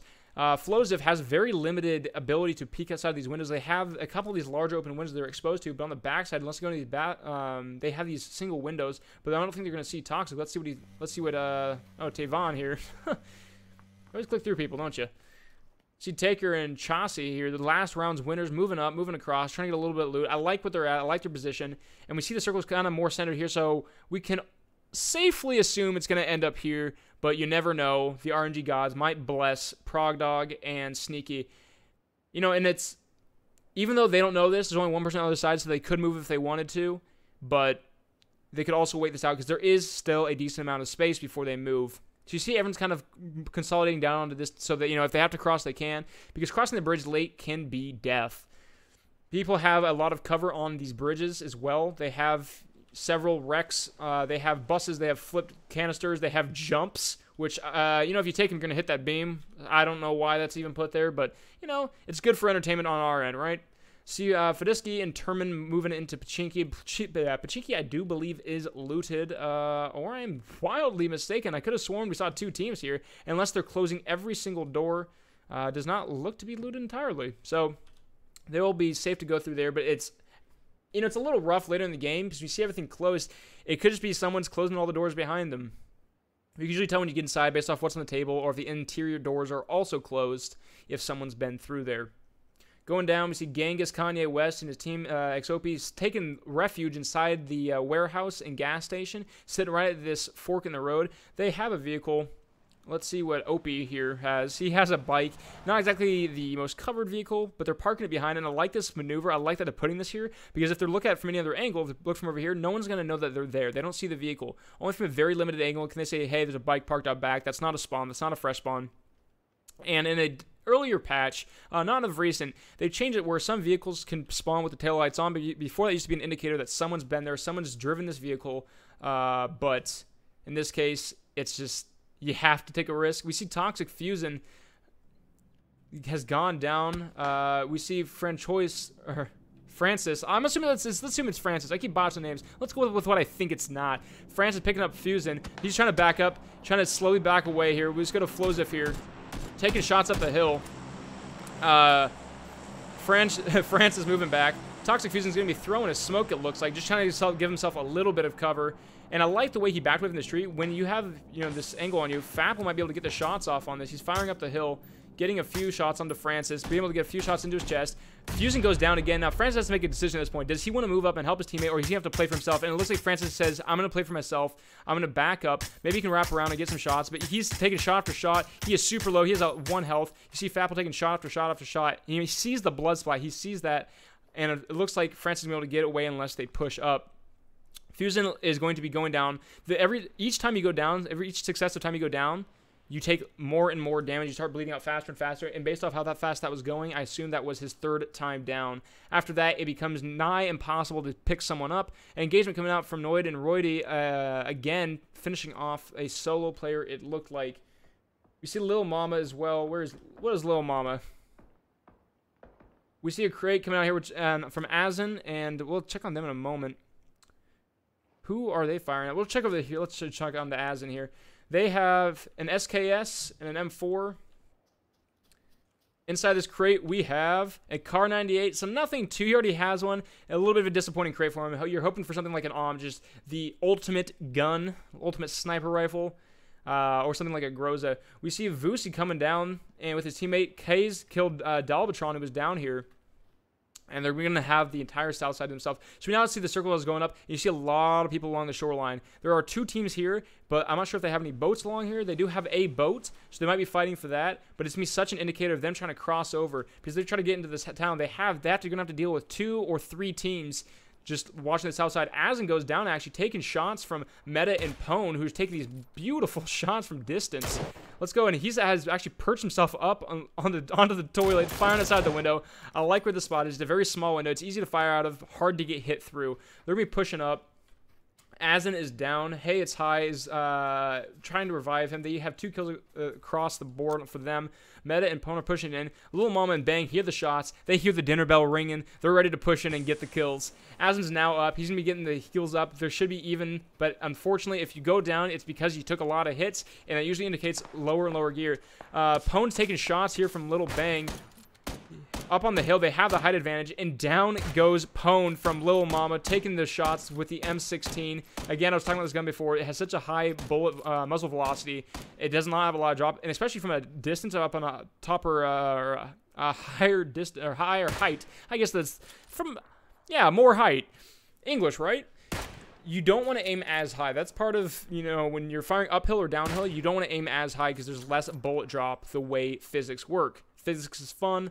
We love it. There's a lot of people pushing in here. There's only so many places to go. This forest is very sporadic with their trees, very scarce and sparse. And they're very few in here. And we talked about this before in the last round. These trees are so skinny that there's not a lot you can do around them if you move too much. We see PUBG Lord getting into an engagement with FZar here. And before he's able to pick up his teammate, he's able to finish off that, and he's able to kill FZRR. Yami finally killed Ultima. His teammates, they're working well together. PUBG's retreating back. He's going to be hiding behind this little cliff, trying to get a better angle. We see his teammate up here. You see Yami. He took a few shots. He's rocking the Groza. I don't know where he got that, but I love it because the Groza is a beautiful, amazing AR. Arguably the best AR with its fire rate and killing potential. You can walk in and just mow down a full building. You see Kays here, very, very low. He's swimming, and unfortunately, he cannot use any of his meds underwater. That was a patch a while back. He's swimming underneath, and if he holds his breath too long, he will probably drown. I forgot I'm not supposed to go to people underwater. It messes with the sound. I love it. So we're gonna go back around. We see OP just kind of, they're still hanging out with this. They're still inside the circle, so why should they move? Why should they expose themselves? There's a few other compounds. We see Llama and Taker here with Chauncey. Still in, I might add. They're doing well for themselves. They are sitting with a VSS. By well for themselves, that they're still alive. Gun-wise, not so much. He has a VSS, which is a gun that you either love it or you hate it. It is so silent, but it only shoots 9mm. It does not do a lot of damage. And at most, you're taking handfuls of bullets and firing off. Roydy killed White Boys on Ick, the solo player, rocking the purple suit. Love the representation. He's sneaky coming up here. We'll see him rotating around. He's laying down. He knows that they're up in the sniper tower. He has rocking an AK. And that's SK has a full 7.62 loadout. We're going to back up for a moment, see where everyone's at. Sneaky's down below. He is by himself, again, being sneaky. Now, he does have Prague. Where is Prague? Prague is taking a little bit wider angle. I like what he's doing. He's laying down. He's able to look up in these windows. If they peek out, he's going to be able to get a beautiful headshot. He has an SKS, and that still has a killing potential to knock him out in the head if their armor is low enough or they have a level 1 helmet. We see Kaze is still, or Kazi, the Untamed. Prague is still taking shots, forcing him to back up. You see his teammate Sneaky over there running out. He's going to be throwing a grenade in. Let's go up in here and see what the grenades they experience. The grenade drops right onto the shelf. Royce might be taking a little bit of damage here. He takes half his health. They're both at half. They need to start medding up. Let's see if he pushes up into it. Sneaky's still going to be waiting. If he has another grenade, now would be the time to use it. He's going to be waiting there. They know that someone's out there at this point. They've heard shots. They've heard grenades. Roydy and what is it, Noid? Are probably a little bit, they're shaking in their boots. We see Termin and Jokester. So Jokester's teammate Pone went down. He's by himself, and he's trying to med through, trying to run in. But he only has a minute 30 to get in here, and the gas is certainly, he only has bandages, it looks like. He's not using a first aid. So he's just trying to last as long as possible, get those points, just try to survive. Hopefully there's some kills that happen so that he's able to see 2 more kills go down, trying to get a higher position. So with that, he's 1 position higher, just trying to heal through this. But he has no boosters. He's just trying to bandage. The best way to bandage is to wait 3 ticks and bandage once again. That gives you the most bang for your buck. But when the gas is ticking down that much, you just have to push through and hope for the best. We see an engagement coming out here from Ace Gun and Oslium? Off to Taker and Chauncey, last round's winners. That's what I'm going to keep introducing them as because they deserved it. They owned it. Chauncey taking a few shots into the chest from the scar. Taker's going to be healing up. The gas is going to be coming in shortly, and they're going to have to push past Liam and Ace here. An engagement coming out here, firing off into Raph here. Let's go to PUBG Lord. He's firing off into the field with Yami. They have the M16. They have the 2 mini 14s. They're firing down there. You see PUBG Lord. They're hiding in the shed, but they're going to have to push in sooner or later. We see Goose driving in. What is he driving? Let's look up it. Beautiful orange Dacia. All right. I was kind of hoping it was like a 3-wheeler or something. I want to see someone crash. I know this seems kind of messed up coming from my point of view, but wouldn't that be hilarious? Meta is pushing in. He might get in. He is able to get in, but now the circle's going to be coming. He needs to start running now. He sees them in there. He's going to be trying to get the kill. He is going to get the kill, but he needs to move ASAP. Here comes the gas comes in. I think he's going to die right here. He's trying to bandage through it. He's just trying to sprint, and he's still sticking with it. He's trying to aim, though. I think he's going to go down. If he doesn't hold off a little bit longer, he's going to be able to get in, but now Termin's going to be driving. They might be able to pick off Jokester to go through. Looks like Hey It's High went down. Ace and Oslium firing off. They're trying to retreat out of the gas. We see Chauncey on the backside of this. Let's see if he runs into him. Chauncey is going down the backside, or Chauncey, sorry. He's going to hear him come around the corner, and he's going to be able to get the shots off. Takes down Ace. He turns to his left, and unfortunately, Chauncey goes down. Taker was down, taken down by Oslium as well. So, actually, Jake. Who was Jake from where was Jake at? From a distance. Oh, Jake up on the hill was able to finish off the duo. Liam is hanging out behind this circle, but the Blue's going to be pushing in a moment. You can see how close it is. It's pushed back him now. He's going to have to heal up because the second the circle hits, it's going to start chunking his health. Let's go to his health. You can see that he pushes down, is able to get the kill on Azin, but you can see look how much his health is ticking down at this point. He's using a med kit. It's going to be very close, and he's going to be able to run in. He is close enough for him to get in, but he's taking shots now. He needs to get in there now. Otherwise, he is going to, sure enough, be killed. He's going to have to pop another first aid or an energy drink in this case. So the reason popping an energy drink, you see that 3rd bar or the 4th bar? The 3rd bar makes you run twice or 2% faster. The last bar is 6%. It is huge. He's trying to use a first aid, but he needs to take this engagement or find cover. But at this point, I think he needs to take the engagement. He is stuck behind this rock. He is being pinned down by 2 individuals. Jake's been calling this out, saying, hey, he's behind that rock. He's sticking out, and you can see this a little bit. They're stuck out, so if he goes either way, they're going to have covered. And I think this is going to be the downfall of Liam. I think Liam's going to go down. He might just succumb and say, hey, I'm just going to heal my way through this. Bong is checking each side. We're going to go back to Jake's. We're waiting for Liam to peek out, but I think Liam is just trying to heal through it at this point. They're waiting a long time, maybe. And down goes Liam. Bong is able to get the shots off. We can go to this crate really quick, see who, I think this was dropped recently. That's not the crate. And Cyber M249's blow through backpack at this point, not super helpful. See, Flausif able to get the double kill. Fapple able to take down a solo player down below. And Chaco outside the circle able to get in. PUBG Lord and Yami hanging out by himself. Insight and Nicey Bro kind of split up a little bit, but they are well versed in what they're doing. We saw their excellent play beforehand. Outside we see Tweedlenuts just trying to heal through it. I think that's going to be his fate as well. We see Fapple and Flozif moving together. It looks like they were able to both take out that team. Fapple's still moving down through this. He's running through. He has an M16 and an ump, and the ump is going to be helpful once we get into these closer circles. This circle is when it's going to start to shine, but at this distance, not so much. He is suppressed. That is very nice, but he only has a hollow currently. Not a lot of distance through these forests where, people are going to be crawling around. We see Yakik firing off into the field, trying to get the shots onto Jokester, and it looks like his teammates might be able to get the shots behind the bush. And actually, Dr. Robots is able to take out Meta, but Meta is able to take out Kick before he goes down. A final, finger in the air before, they're able to take out. But now the circle's coming in. I think he's going to be able to get in. They should have no problem. He's started picking him up early enough. But at this point, if your teammate dies outside the circle, you need to leave him unless he is right on the edge. We're going to jump down. We see an engagement coming out. Prog Dog's trying to drive through. He's getting shot from all sorts of ways. He jumps out. No, not taking any damage, but he's up the hill. He's getting shot in the back by Flausif and Fapple. Fapple's moving around the backside. You see Kick trying to heal up. The engagement coming from Barney. Barney's inside the circle. He is at this rock. He's trying to hide. He is by himself, if I'm not mistaken. Barney, the incomplete dinosaur. He does not have the R. Now we see you Kick moving around. He's going to run to the engagement here. Let's go up to you Kick. They're going to be running into one another here. They see Flausif, who just laid down. I'm not sure if they saw that.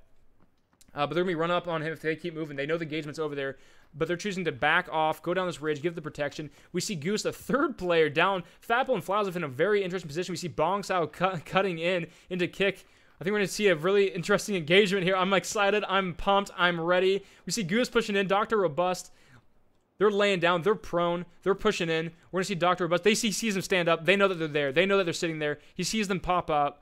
He's going to be leading this engagement. He's using his lean. He's trying to expose as little as possible. You see his teammate moving over here. You see Kick going wide, taking out Flozif, and then he gets taken down by Bong, and Fapple killed Dr. Robust. Down goes that team. Flozif is now down. Fapple is by himself. You see Goose down below, crawling along. Bong Sao taking shots at Barney the dinosaur. He's now retreating down south. Everyone's moved into this town. Nicey, bro, going down. We see Kay's the Untamed, or Kai's. Case. We'll go with Case. That seems like a good name. He's pushing Mini 14 and Traco. They're actually, they're safe inside the circle. So we don't have to push up. They know that they're in there. But over here, we can see PUBG Lord and Yami just doing absolutely phenomenal right now. We see 5 kills coming from Case, and he's showing why he has them. He's not just getting lucky. He is earning them. They're coming through. And the engagement coming from the odd naughty, actually, taking out Case.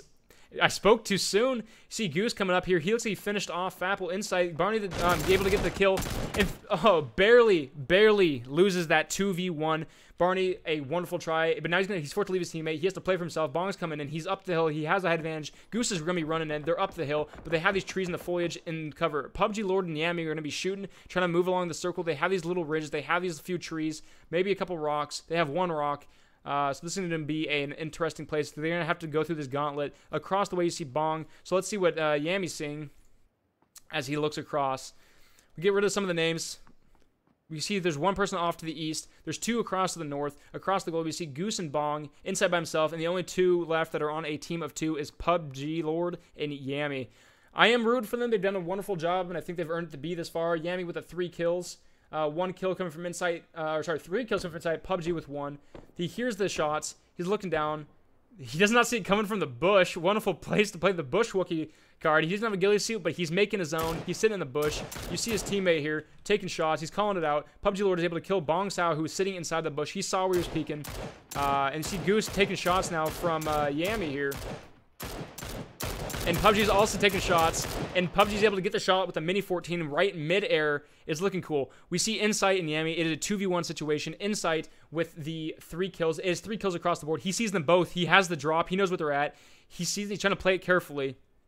He's peeking his head. I think he did see one go left. One's going right down the hill. They're trying to go wide. He's throwing the grenade. Actually, they're both throwing grenades. He's throwing that. Let's see where this lands. It lands right next to him. He actually has half his health now. I think they know where Insight's at. Insight's just lobbing grenades. He's trying to make his own red zone. There's no red zone currently in this game, but he is making his own.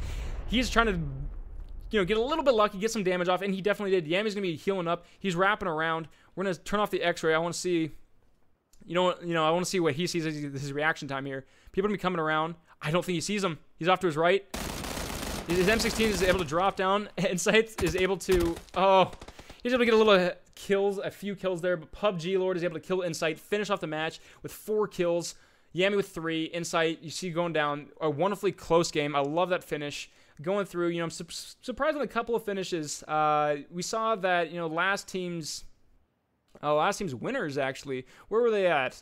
Were they that far down? Yeah, you see Chaucy take a finishing number 3. That's going to put him in an uncomfortable position even after that win. So we're going to take some screenshots, and we are going to get PUBG Lord into the call. Let's go ahead and try to grab them in. All right, give me one moment here.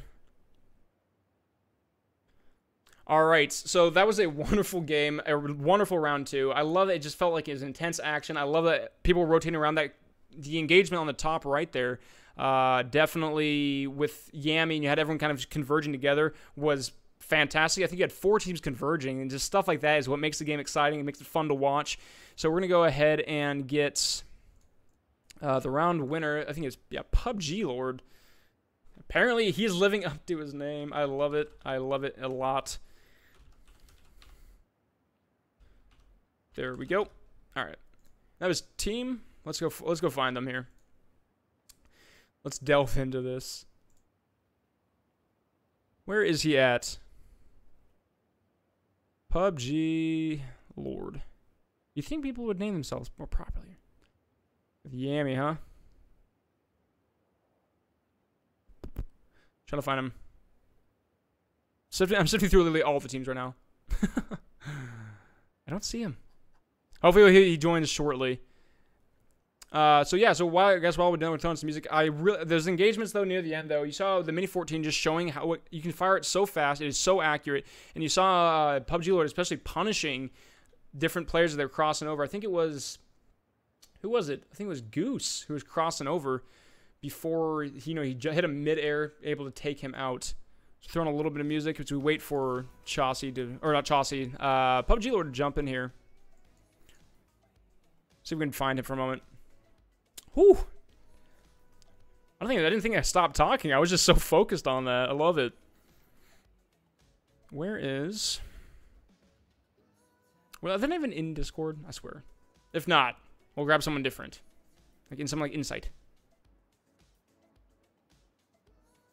That's Yoshi. I don't see them. I think I might grab someone different then. Who should we grab? I think, let's grab, let's see Insight at least. Literally everyone's just gone.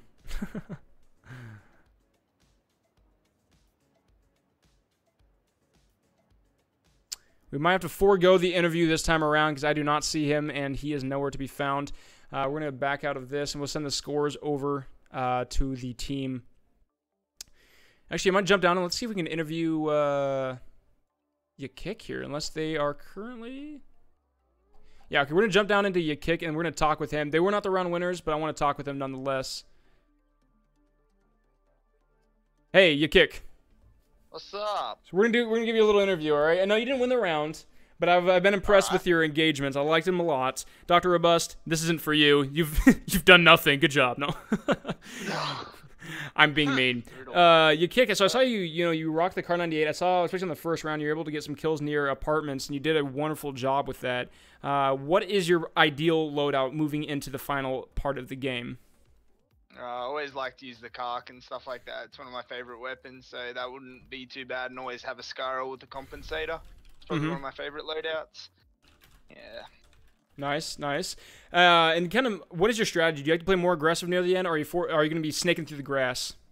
I like to play passive at the beginning, but I'm very, very much an aggressive final player. Like if it's the final zone, I like to be very aggressive.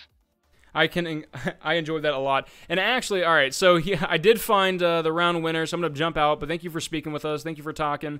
And great job this time. I am excited to see what you're capable of next time. Too easy. Thank you. All right, what is going on, my man? PUBG Lord, living up to the name. That's me. I love it. So going into the end there, I saw you with the Mini 14, wreaking havoc. I saw him jump midair. You beamed him right in the head. Right in the chest there, just tracking him. So, what gave away Insight's position? I saw, from my angle, she was throwing grenades. Did you hear him? Did you see where the grenade came from? Or was it just deduction? No, I didn't see, but we already knew that we had one of the whole west covered, so it was definitely coming from the east. Did you feel pretty comfortable with your position when you got down there initially? Or did you feel like you're kind of... You did? As soon as the circle was changed, we knew that we were going to win the game. Just a matter of time. I love the confidence. And you guys came away with 7 kills as a team. That was more than I think Chauncey did finish last round. They finished off, I believe, 4 kills total last time. Were you guys playing pretty aggressive, or do you feel that you're passive more than normal? Actually, we were playing pretty damn passive. We weren't aggressive at all. I gotta mention this. The guy that won last game, Chosia, you're saying? It's Chokia Milk, by the way. Chokia Milk? Oh my Oh, goodness. it's definitely chalky. I said Chaucier, and this one's like, no, it's like Yeah. Chaucy, and now it's Chalky. I've said it about 10 times now. I'm about to put my balls in the kettle. Well, tell you what, I'm not gonna say anything. I'm just gonna call him Milk from now on. We've had our chance. I've messed up. We're just gonna call him Milk. I feel so bad now. At least your name was easy. It had vowels in it. I love it. Some people I run into, and it's just poof. You're like, all right, thanks. That's helpful. So your teammate, do you guys both, I guess, shine? You know, from long range. Do you feel one of you shines more at close range engagements? What is your ideal gun? Were you able to play around that in to your favor? We're pretty flexible, both of us, so we can do whatever we want, really. It just depends on whoever gets the favored guns, you know? All right, one last That makes question. sense. Yes, indeed it does. I see a lot of people, they favor the equipment. They like picking up Molotovs. They like picking up smokes and grenades. Do you favor just to engage with your guns, or do you like to use that equipment? Do you pick up, how many grenades are you picking up and that sort of thing? You don't. It's probably ideal not to pick up everything. So like, it depends. It's really important on what type of level bag you got for sure. So I don't know if you can pick up grenades. Yeah, pick up grenades. If someone else can pick up flashbangs, they pick up flashbangs. But everyone picking up everything, it's not the right play. Were you at any point in the game where did you feel uncomfortable with your position in any of your engagements? No. Oh, good. Is there any shout outs you want to give? Shoutouts? Yeah. Shoutouts to the PUBG Lord, myself, and Yami, my teammate. You're living up See to you your guys in the username. I next love round. it. All right, well, I'm excited to see what you have next round. Thank you for stopping by. Thank you for speaking with me. Good job. Hey, all right. No worries, bro. All right, peace. All right, we saw PUBG Lord there give a wonderful display of skill and excellent confidence. We'll be going to the next round momentarily. Thank you guys for watching. This has been round 2 of week 3 of the OCE Duo FPP ESU League tournament. So we will see you guys momentarily. Peace.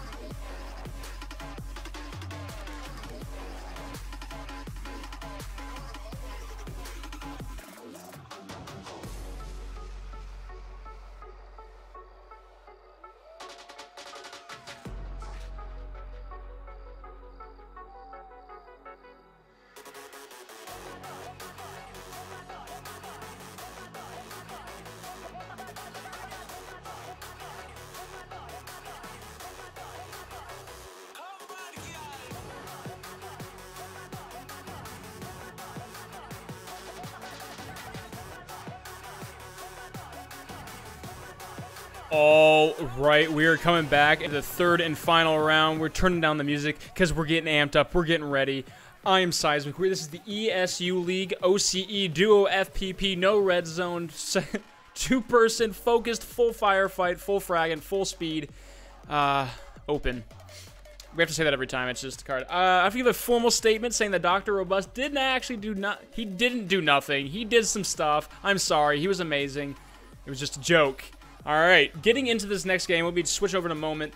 We saw that, so now PUBG Lord in its chalkier milk, I think, but we're just gonna call him milk from now on because I'm scared. I'm afraid of what you guys are constantly gonna be yelling at me because last time I also messed up a couple names and I don't get a pronunciation sheet. All right.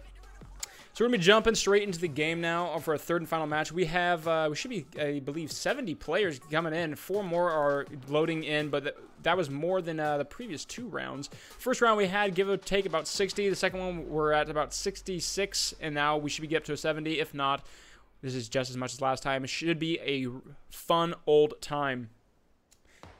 Whew, I am ready. I am focused. I am starving, but that is beside the point because these guys are just giving me a wonderful chicken dinner, and I am stoked. All right. Looking through, we saw Yami, by the way, just popping off last time. Jokester meta, you saw Pone get shot down in the fields, kind of northwest there, or west of Pachinki. And Meadow was able to push him for a good amount of time. Bong Sao making it into the 3rd place position last round. Unfortunately, Milk and his teammate Troika went from 1st place, and they hit 23rd place on the 2nd round, which is kind of averaging them out. So if they could do well this round, they might be able to pull out first, but it is putting them in a much more difficult spot. We saw Ace Gun before, doing quite well alongside his teammate Liam. You see them off having the romantic. Let's just go over to them. Let's see what they're up to. Staring off into the sunset. Just their focus. He's bush camping. He's getting ready. This is his mindset. He's getting ready to hide out. He's just, you know, if we sit in the bush, no one can see us. We can't see them, but they can't see us. And that's what's important. That's how you get to the end. We saw Mama before, little Mama, and I believe it was, who was his teammate? Where was he? Barney actually made it quite far as well, pushing up into the engagement on the north east down below. It was about here we saw him getting the engagement and made it quite far as well. We're going to be jumping up into this plane wherever the heck they are. Where are they? Hello? Oh, they're all the way over there. Excellent. All right, we turn on this music because this is just terrible. This is just the worst. Holy shit.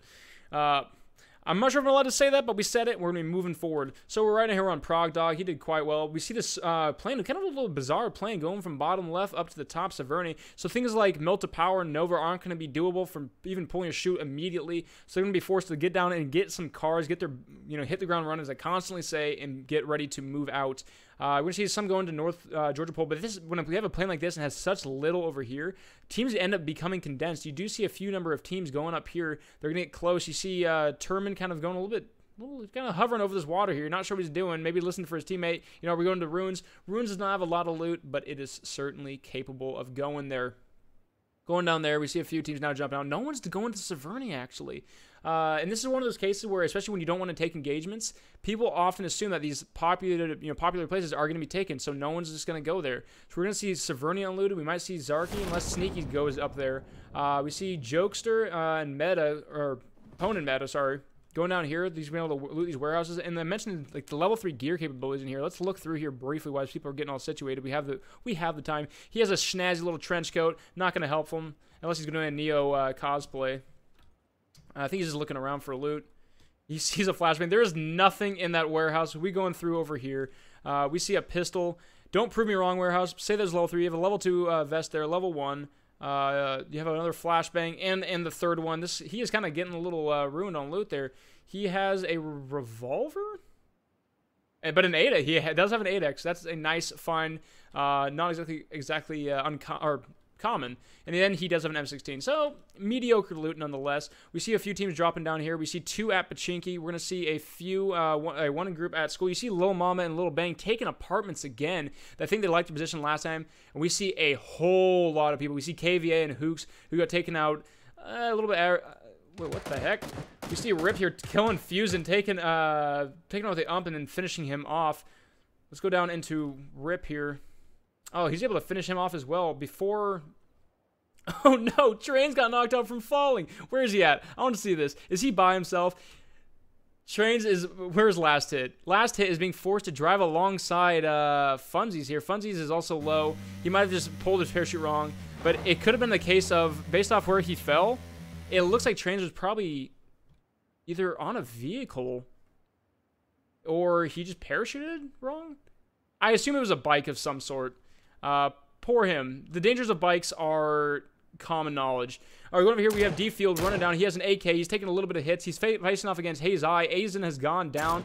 D-Field's peeking out. He's trying to get the shots off. We can go ahead and get the X-ray. His teammate is down. He's not going to be able to cross over, so it looks like Azen's going to be going down. We're going to cross over to his teammate. We see Anu with the Mini 14 and a ACOG. Not a bad combination. A monster of a combination, especially at this early in the game. Looking around, trying to find the teammate. We can see the he's trying to get up a little bit of health here. He's been moving in. D-Field's going to be finishing off him. D-Field gets closer and closer. He's jumping around top of the crates, looking for him, playing the aggressive gameplay. I like it. I love it.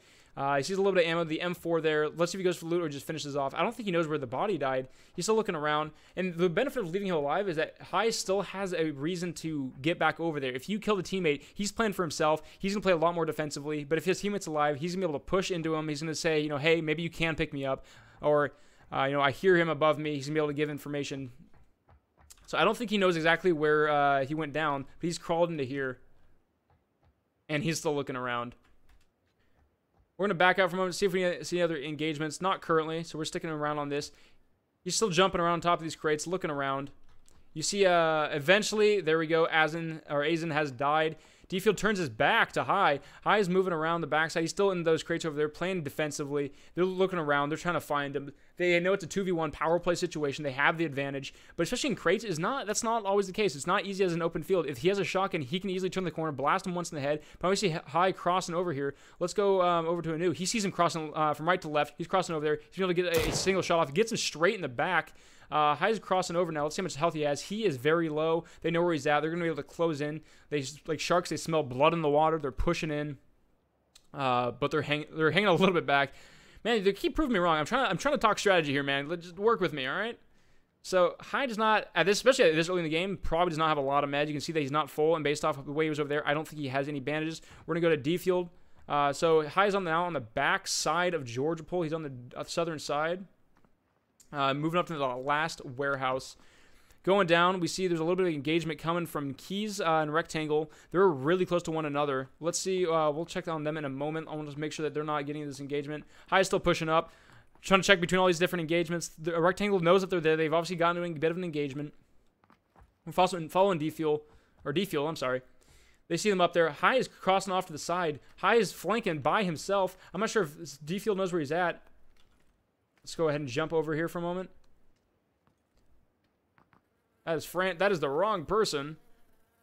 The engagement, they're getting closer to one another. I'm trying to bounce between both of these. We're trying to get all the action. High is swinging all the way around, gets behind them, and we're going to check on the engagement in a moment. I want to get closer into this. I want to see what they're doing. Rectangle is hiding out in this ability. He's taking shots already. He's up on top of this roof, takes shots in the back. He goes down straight from Funsies right as we jump into the action. I love it. Funsies is able to hit him right off the top of the roof. Rectangle falls down. They know it's a 2v1 situation. I'm surprised they're not pushing up. They have the advantage. Oh, and Funsies actually kills Bambino as he tries to come out of there. Beautiful shots from Funsies. Funsies was rocking in just a red dot. Amazing shots, wonderful accuracy. He controlled himself, and he did well. Over here, we see Majestic killed Yami. Oh, no. Yami and PUBG Lord go down at, I think that's probably around the 28th position. Again, they pulled that victory, and this seems to be a common theme. They win, and then it just... the loss comes in. Liam was able to finish off an engagement. They're able to get a little bit of loot. And this is what, early on, you can't catch every engagement. We're going to go over here. We see KVA and Hooks. They go down. Fapple and Flows, if we made it quite far last round, kill one of the teams that have been doing quite well. So I can safely say that they're not going to be able to get into this. We have another engagement coming out from Royday. Royday was able to kill Kick, who I just was speaking with last round. Kick has wonderful kill potential, but no longer because he is dead as a doorknob. He is laying, he's decomposing, and he is food for the vultures. And there's so much happening right now. We see Near getting the engagement. Nearby, we see Odd Naughty. Let's see if we can go to the engagement here. We see Odd Naughty firing off across We see Near firing way far out as they drive away. Man, there's so many engagements happening. I'm trying to keep up with all of them. But you can see how difficult it is as fast as I'm going. We see Aussie Viking able to get a crate. Let's see what's inside. Let's see what Santa brought him. An M24, a level 3 helmet, a 4x scope. He has been a good boy this year. That is a weird thing to say, but we are going to move past it because I have no fear.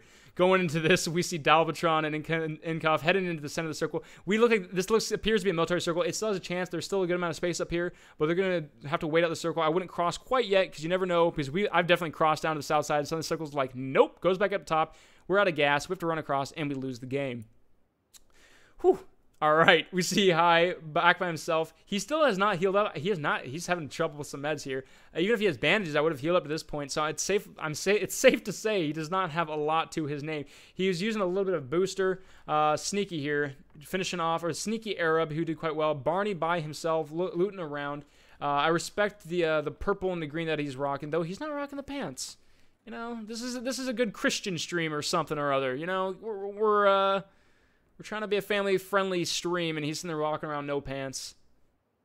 We see Dalbatron crossing over. They're guessing that the circle is going to finish on this side. They have such a large space of the circle. A good 2/3 of it's going to be on this side. Not landmass, but just overall space. Keep in mind, the circle cannot end in water. It will never just end purely in water. There will always be some sort of land, whether it's on a cliffside, but it has to do that to prevent people from swimming around and getting into a weird stalemate where you're just forced to be there and just idle and tread water. We still see Funsies and Keys over here. Yasu Cage, who I was talking about before, who was doing quite well with Insight, who made it into 3rd place, if I'm not mistaken. No, Insight, no, wait, 2nd, if I'm not mistaken. They're moving together. They're up in this kind of right above Novo, moving away from these crates. To me, moving in there, and I'm curious to see if they're going to see Keys moving around on top of these crates. They're going to be moving down, moving together, sticking together. I like that a lot. At this point, everyone's kind of spaced out. They're keeping to themselves. Outside the circle, we see Fed and Turman. They're finishing up in Zarki. Hopefully, they have a vehicle. Vehicle spawns are not always plentiful at Zarki. I've definitely had my fair share of 0 spawns, and that is not fun. You feel just, left out, hung out to dry. You're forced to run and run around, trying to get in. Lopovka was pretty safe. You see them taking a boat away. I'm not sure if they didn't have a vehicle. It's definitely not the fastest route, but because it's only the first circle, they should be more than okay. We see Asliam taking some shots down over at Fapple. And Flozif. Liam moving down south. They're moving through. They're trying to get into the circle now. You see Jake going to be heading to the circle. Heading down. I'm curious, is he going to be heading south or is he going to be hanging out by this gas station? There's a few cliffs here, but it's a wonderful place to camp if you want to get some kills with people crossing. Instead of bridge camping, you're going to kind of be camping a little bit ahead. There's a little bit more space for them to cross. It's not going to be straight on shots, but you definitely can get a good amount of kills. They're going to be scoping down the bridge, looking down to see if anyone's going to be bridge camping. For us, we know that no one is, so they're going to have a safe crossing if they choose. We see Tweedlenuts and his teammate, or is it just Tweedle? It is Tweedle just moving around underneath the bridge. Not necessarily going to be in too much danger. It is hard to get these shots if you're not straight on. And Jake is driving, so we're not going to probably hear him moving down. You see him leaning out, looking all stylish. His legs crossed in the front seat, looking impressive. It's one of those things where when I drive, I definitely like to have my teammates behind me, because if we start getting shot, they're going to hit me in the chest, but he's going to be safe to shoot, lean out if he needs to, versus them both being in the front seat. And if I'm going to turn, I'm going to turn to my side, protect myself, and so I know I'll be turning to the left, and he'll also be safe. Looking around, we see Please and his teammate driving in. We see a couple other people closing in on one another, slowly getting into this engagement. We see engagement coming down from Little Mama and his teammates. Who is this here? Little Bang. They know that they're inside. He's looking, and Traco is taking a few shots from Little Bang. Little Bang sitting up the hill, looking inside the barns. They know that he's in there. Little Mama's trying to get a little bit of a flank. He's moving left. He's giving this wedge shape that gives him a better angle, because they start coming out. They have 2 different angles that they have to look at, versus just one for Little Mama and Little Bang. They're both very little, it would seem. And Traco, let's go ahead. They have a Mini 14 and a Scar, and it looks like we have an AK coming from Lil Mama, and Bang rocking the M4 with a shotgun. So they want to push him that he has that close engagement. We see some shots coming out. Tweedlenuts is following Fapple and Flozif, and he looks like he's taking a few shots. Who's behind him? We see Please. Where are they? Here we go. I want to follow them for a second. We see Tweedlenuts still driving. We see Please behind him. He's just following. They're in a hot pursuit. This is a Fast and the Furious scene. We see D-Field coming in. Jokester, everyone starts to close in a little bit. Sneaky Arab, still being sneaky. He's by himself. But might run into Tavon here. Kind of curious to see what happens here. Tavon's taking this perimeter because if he knows that someone's pulling in, Tavon and who's his teammate? Draken are going to have this perimeter, so let's see what Sneaky does. Let's back out for a moment, see this engagement. They're still moving through. A couple... They're outside the circle, so that's just why they're flashing right now. Danks, and please just say, hey, let's park up on the beach. Let's start storming the beaches like Normandy. We're going to get into the circle. We see another crate drop down right here. Let's see what's inside. Should we check it? And we see an MK14. I've talked about this before. It's not necessarily great with an 8X because it has so much recoil, but it's a monster of a gun. We see last hit. Jake's be firing off at them. They're taking a few shots. We can see their health's here. He is quite low. They're going to be stopping the edge of this. Here we see Jake taking shots up the hill. They see him going with the... with a 3-seater, not taking a whole lot of damage. If we go over to Yasu Cage, he's taking a little bit of damage, but they are more or less alone at this point in the game. Few people over here at Pachinki. We still have them here, sitting inside the barn. They're outside the circle, so they have to push in. So I like Lil Mama and Lil Bang still checking back behind them. They're still moving along, sitting on the edge of the circle because they know that they're going to have to push in. They're going to get the kills because this above here, you have this long open field. You have these little ledges that you can lay behind, but especially being outside the circle, they're going to have to push up, and there's only so much time that they can sit there and hide out. Moving further south, not a lot of engagements. You see Please is still low, but that's more of a gas from the electricity or gas, whatever you want to call it, damaging them. Termin and Intel. You actually have 3 people up here. See Termin going by. Let's see what Intel does. This is obviously behind buildings. They don't see him. They hear him driving by, trying to get out, but they're very low. I'm not sure if they even have a vehicle whatsoever, so they're in a very unique position. They do have a Dacia over here, so they're just healing up right now. They are very, very low. They're outside the circle and be forced to push in soon enough. We will check on them later on. They're not going to be getting too many engagements. I'm surprised they are still loading though. We see Barney still up north doing his own thing. People are now kind of, you see Tweedle by himself sitting on the edge of these cliffs, playing the border of the gas. He's going to have to start pushing in, but you know, playing these cliffs here is you have a lot of depth, you have a lot of cover to sit behind. You're able to sit in these little nooks and crannies. You are exposed from very minimal areas. You have very little place to go, that being said, but you're not having to worry about your left and your right, and it's safe to play along some of these cliffs. You just need to know where can I get up, where can't I, because if I drop down, am I going to be out of the game? Am I able to push up? Am I going to have to swim? So on and so forth. So having that knowledge of the map, especially with cliffs, is, you know, amazing to have. It is essential. We still see Lil Bang watching them, so they're starting to move out. So let's see what Lil Mama sees. Looking down, he knows that they're inside the shed right now. Lil Mama's probably taking some shots at them. They're sitting there. They're going to be smoking their way out. You can see that Entraco has those grenades. So we're going to be waiting for him to kind of move his way out. They're probably discussing, you know, hey, what are we going to do? Where are we going to go?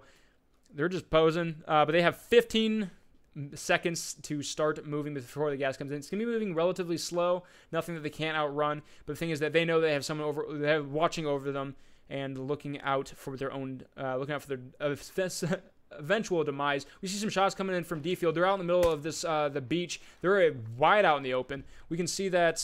Let's jump over here. Gone over to Monster and Pone. They're down behind this, but we can see Meta here.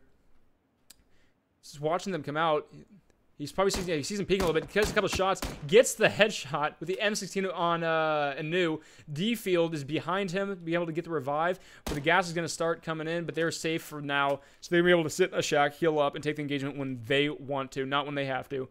Up here at the top, we see Lil Mama taking the engagement, firing off down into Entraco and his teammate, Nicey Bro. The thing is, this gas is coming in. They're going to have to start moving. Little Bang is moving up the hill. He's trying to get that flank, as I've been talking about before. He's looking down, and he gets Entraco. Entraco starts to move around. He gets a couple shots into his chest. We go back over to his teammate. Lil Mama has his angle. They're going to have to come out one way or the other.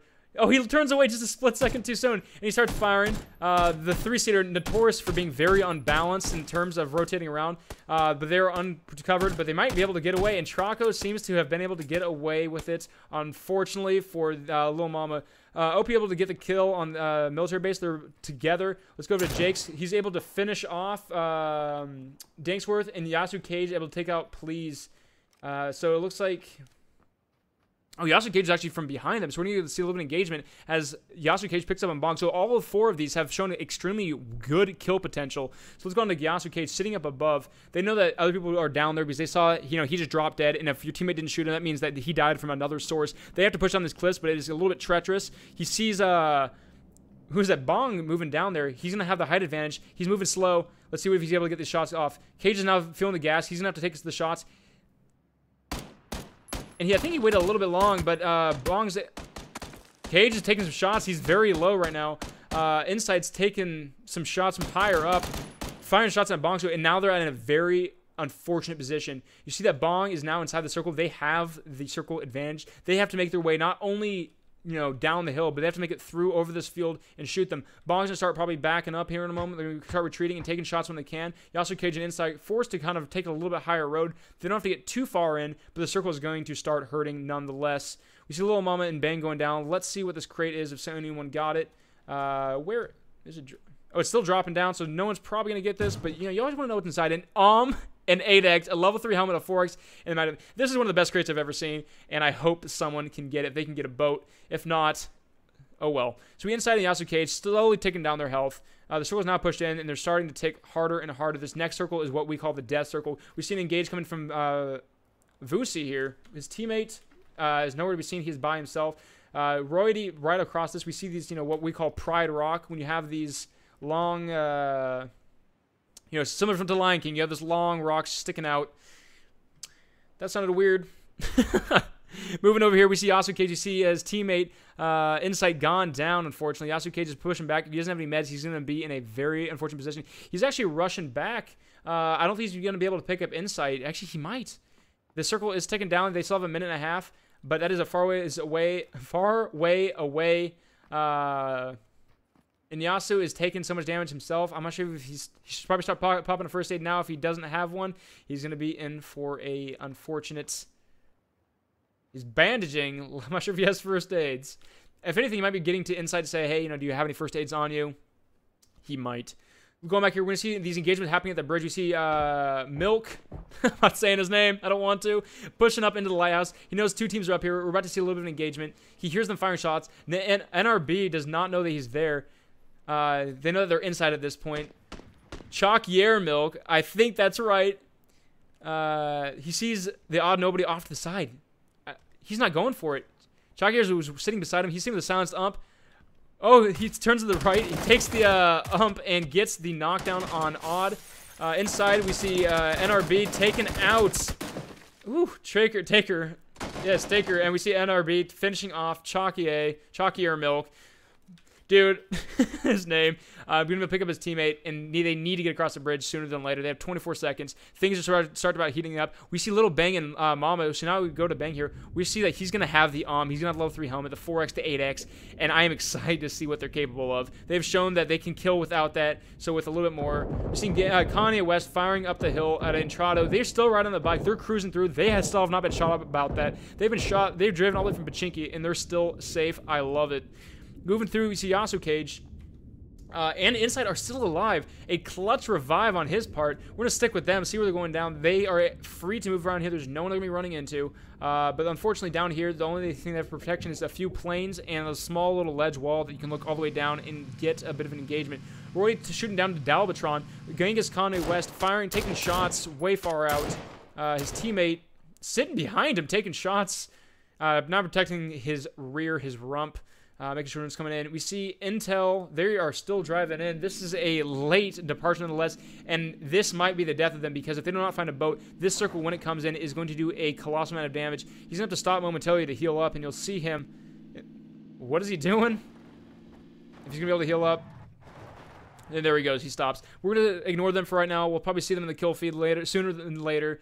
So as we see people start closing in, we see Bang, I think Bang's going to go down here because they are, again, not even at the shore. Mama is just not getting on the shore, going to be able to run in. That is such a large distance. That is over 250 meters for him to get in, and you can see how slow he's covering this. Little Bang's going to be going down. Apparently, the was not worth it, and we're not going to be able to see him use it and capitalize on the situation. Now, Pone and Meta leaving a little bit late, so just watch everyone's health in a moment. As soon as this hits, you're going to see Bang's going to go down because he's not able to heal when he's in the water. If he can get up and pop a medkit, he might have the ability to get in. But Mama's still back in the water. It looks like he's trying to get to the boat, drive up onto the shore, just get a little bit of distance, and I think that is the proper play. While he makes himself a target, he has that chance of staying alive. Bang is able to get the heal off, but now everyone's health starts ticking down, and they're going to have to be forced in. This circle goes, you know, everyone up here is going to have to start moving in very, very quickly. Inatel is still back in Primorsk. Vusi's moving into this house. You see Kanye West firing off at Vusi. They're taking some shots.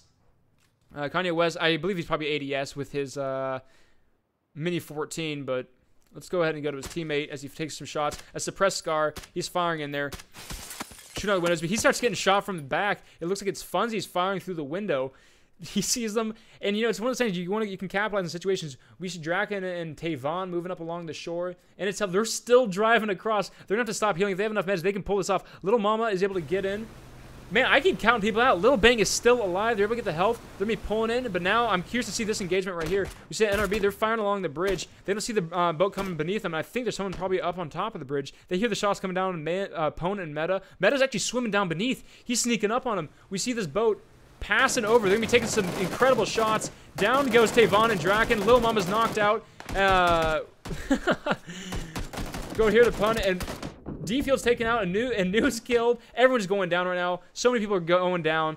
Little Bang is able to get the double kill. Monster Pwn and Little Mama, or Pwn and Mama going down. Meta is the last one alive, being able to pick up his teammate. But what happened to Bang? Bang is over here. He got the double kill, but he has the And before, let's see if he's able to get the shot off. I want to see this thing get fired at least once, see what he's capable of. His teammate, unfortunately, is going to be going down. Bang is in a solo situation, but he has the he has the kill potential, and can easily pull out the victory with a gun like that. So he's going to pop up a few energy drinks. He's just trying to get his health up. Meta by himself now. He was not able to get the revive, so we're going to back out for a moment, see what everyone else is doing. We see Akadrak and his teammate taking engagement. We see him scoping in here. He, with one bullet straight to the chest, you can check so hard, and he finished the kill on Meta with the just absolutely disgusting. He's able to run in, but this is where it's going to start chunking. If he doesn't find a car, I unfortunately think that Bang is going to die. I know I keep counting him out. And until they're still driving, hopefully they have gas, but they are troopers nonetheless. They've driven all the way from Georgia Pole. They are still going. They're leaving late, but they are making it count. Going through, we see everyone kind of perched up. We see trains up here on the hill. You see him with last hit, the Mini 14. They're watching over this road, making sure Nunu's going to be coming through. And I think we're about to see a little bit of an engagement as he starts driving through. Let's see what he has. They're firing. Trains is waiting a little bit. The AK is hard to lead with. He gets a few body shots on an Innitel. They hit a little bit of a bump in the road. He's driving straight away, so it's going to be a little bit easier for him to hit this. Not able to finish off the kill. Little Bang down the road. Gets the shot straight on the trains. He's making this count. He's hitting his shots. But not that one, apparently. Another Akadrak just laying out the kills. He has 3 kills currently. Finishing off another solo. We see Straight, who took that double kill, but now by himself. Goose kills Vusi, who's by himself, moving into... So we see Innitel, who is now down. It looks like they drove straight into the freaking... They drove straight into the garage and were able to hit him. We're going to keep jumping on it super fast. I want to make sure I can catch every single engagement. Turman's up here reviving, or just healing up a little bit, taking care of the teammates, but they have the height advantage. Going back down here, we see an engagement coming out. Raffi is behind the tree. He's stuck. We can go into this engagement. Roydy is watching that tree. There's only one place for Raffi to go, and unfortunately, it is nowhere but towards Roydy. So he's leaning out. He's using that Q&E. He's trying to peek behind. We can see him leaning out. Taking a few shots. Roydy's going to reload. Back waist. Not going to risk. He gets hit in the chest. Roydy's able to get a couple more shots. We see some Innitel firing off into the north side up the hill. Turman's going to be coming down south, kind of pushing up into this garage, trying to get that engagement. Roydy's behind him. And we can see Turman here. Let's see if the engagement that happened. They see him up in the window, and he is able to take him down. Funzy's able to take out Raffi. And was it Fidelsky is able to take out Goose. He throws a flashbang. They're going to be able to move in now. You know, with the flashbang, you should generally they should follow up, but now he's going for the revive, so they're going to be pushing in carefully and slowly. They're at half health, but Innitel is now inundated with. Let's see what this grenade can do. Unfortunately, he does not have the distance, so now they are both up. Turman is taking this super slow around the corner, but I think at this point they just need to rush him before they heal. They get a little bit of health. They break out the door, just give themselves a little bit of sightline. You can see on this engagement right here, Goose throws a grenade, whiffs, it comes back inside, it's going to be blowing that door off, exposing them to a little bit more than they want. He throws another grenade around, they back off, Turman's be saying, no, I don't want to feel like engaging with this. It blows up. Turman's like, there are opposite of this wall. We can see them move back and forth here. Innitel goes down, Fidelsky pushes in. Now we see Turman rushing in. He's going to turn and be able to finish off Goose and finish him out with an AKM. Going to last hit, we see him firing down into the base. Sneaky goes down. Prog Dog is able to get a little health, but not before he is taken out by Bong Sao, showing what he's capable of again with the kill potential. Balbatron running in, forced to leave his the loot crates. You know, as much as that loot's delicious at this point in the game, you just need to abandon it. We see Turman now driving, his health being chunked more and more. He just needs to get in the circle, and I'm not sure if he's going to be able to make this. As we get into this, we see trains firing down behind these guys. He sees them, but he's not taking the engagement if he doesn't have to. He sees Linkoff, and as soon as he gets the kill, Insight turns and says, no, you are dead. And Turman just driving through. He is a trooper, but he has no health. He's next to Insight. Are they on the same team? No, they are not. Insight's on the opposite side of this tower. Turman is somehow alive. You see Genghis Kanye West moving in. Akadrak just putting down the hurt. 3 kills. He's able to pick up his teammate. Just putting down more and more kills. Jake's is going to be moving in. You see Ace Gun. Funzy's advancing up. We see. Let's see. Going to Genghis Kanye West. Getting real close. It looks like he was taken out by Insight here. Insight laying down. This is such a wonderful position. I love this because they're going to have to push into him, and he's going to be the gatekeeper, if you will, of that circle. Jake's taking some shots. He's low, running back and forth between the tankers. He's exposed from the backside here, unfortunately, and he goes down, taking shots from Funzies. Funzy's moving back and forth. He has a suppressed M4, but at this distance, the suppressed does not do a lot of people can still hear it. He sees Bongsai running. He's going to be able to take him out because Bongsai has gone prone, but he chooses to not finish the engagement. He wants to see where everyone else is at. He's moving around, back and forth. We see Zupi and Genghis off to the side. Insight's still camping this. Insight's only be moving in when he has to. We see Ace Gun and Liam hanging out on the backside. They're by himself. Akadrak has the advantage. They're inside. They know where 2 other teams are. They don't know how many, but they know there's at least a few people off to the eastern side for them to watch. Genghis Kanye West, I think they're in the best position as far as they're able to move in and no one knows where they're at. Funzies is still hanging out. He's going to be forced to move in a moment. Let's go to what he is doing. He's going to be running into the tanker exactly where they were before. He's going to be advancing up onto these canisters. And this is one of those close quarters combat situations. He has a Kar 98, which is not going to be doing him a whole lot of good. He is not full health again, which can be, one tick can be, life or death if you've seen with the gas. So everyone's pretty spread out. We see Ace Gun coming in. They'll be pushing through these walls. Insight is just crawling his way through. He's snaking his way. Funzies looks like to be the next engagement coming into Rip there. He throws a grenade over. Let's see where that goes. A little bit further back. almost getting the double there. So they're going to start engaging, so we're going to be able to see Funzies be able to pull up there. Funzies is able to get a few shots off. Genghis Khan able to knock out Akadrak with a Mini 14. He throws another grenade. And the grenade's going to be very close. Just on the back side here. We see Insight still crawling. We see Ace getting into the UAZ, I think giving himself a little bit of cover. I like this a lot. If you blow up the UAZ, he's going to be able to give himself a movable cover. He sees Insight laying down. Insight's going to be running back and forth. Let's see what...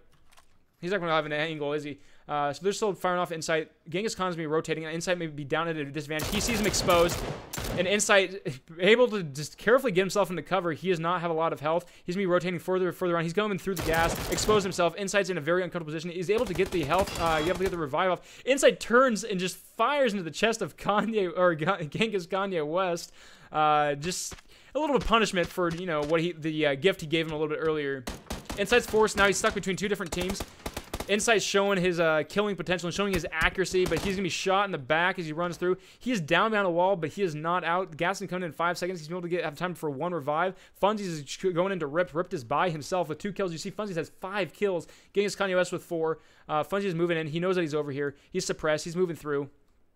We're going to go ahead. He sees 2 teams over there, but there's a, if he takes this engagement, is that... Oh, Kanye West is he just killed Insight. Ripped hears them. Again, the suppressor does not do a lot at that minimal distance. Ripped kills Funzies. Genghis Kanye West kills Insight. And now we have a 2v2v1 situation. Ripped is very low now. Been hit in the chest, so we see these 2 teams facing off. Ripped is very low. He's still firing off with no health. And he punishes them. Ripped takes out Opie. Genghis is going to be forced to move up and to get the revive if possible. But now he's exposed to Oslium.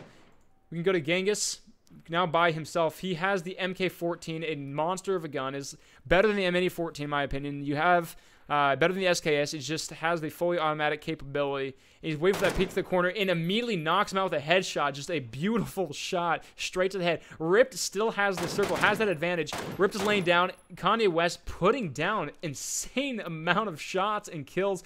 Osliam going to be able to get a revived. And so now it is now a 2v1 situation. Ace is going to be able to heal up. They know where he's at. And so they're going to be able to play around this. They're going to be able to rotate around. They have the 2v1.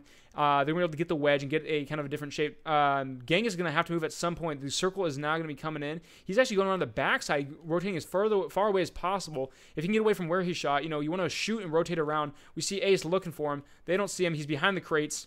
We can go over to his teammate here. They see him crossing over. Genghis is going to be able to lay down. He's not inside the circle, though. He's going to have to keep moving. He has half his health. They're pushing in. They're looking for the victory. They look hungry. They want that chicken dinner. You see Ace here. They're shooting. They know he's behind the wall. They're going to push up, and I think there's going to be a downfall of Khan. Ace Gun is going to be able to get the kill with Genghis Conway West have 6 kills. Ace Gun with 3. Oslium with 1. And Ace Gun and Oslium get the win. An absolutely perfect display of teamwork. And I am excited to speak with them nonetheless. So we're going to get a few screenshots, send the stats over so you guys can see the live score updates from there in chat. So let me go ahead and send these over. And we will, we're gonna get, let's get Ace Gun. We can get both of them in here if you guys want. Let me go ahead and send these scores over before we get going. Turn on a little bit of music. And, I was talking about how military endings, I did not care for them, but that's, that was very exciting. We got to see the on play. I love it. It was just phenomenal. I love just the sound of it. It's just beautiful. Just that huge punch to the chest. That's what took out Meta, I'm not mistaken. So let's go ahead and get Ace Gun into here.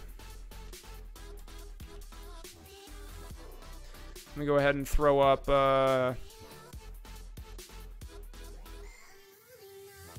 the winner of the round, Ace Gun. Congratulations to him indeed. Whew. All right, there we go. Let's go grab him. Let's see if we can find him this time around.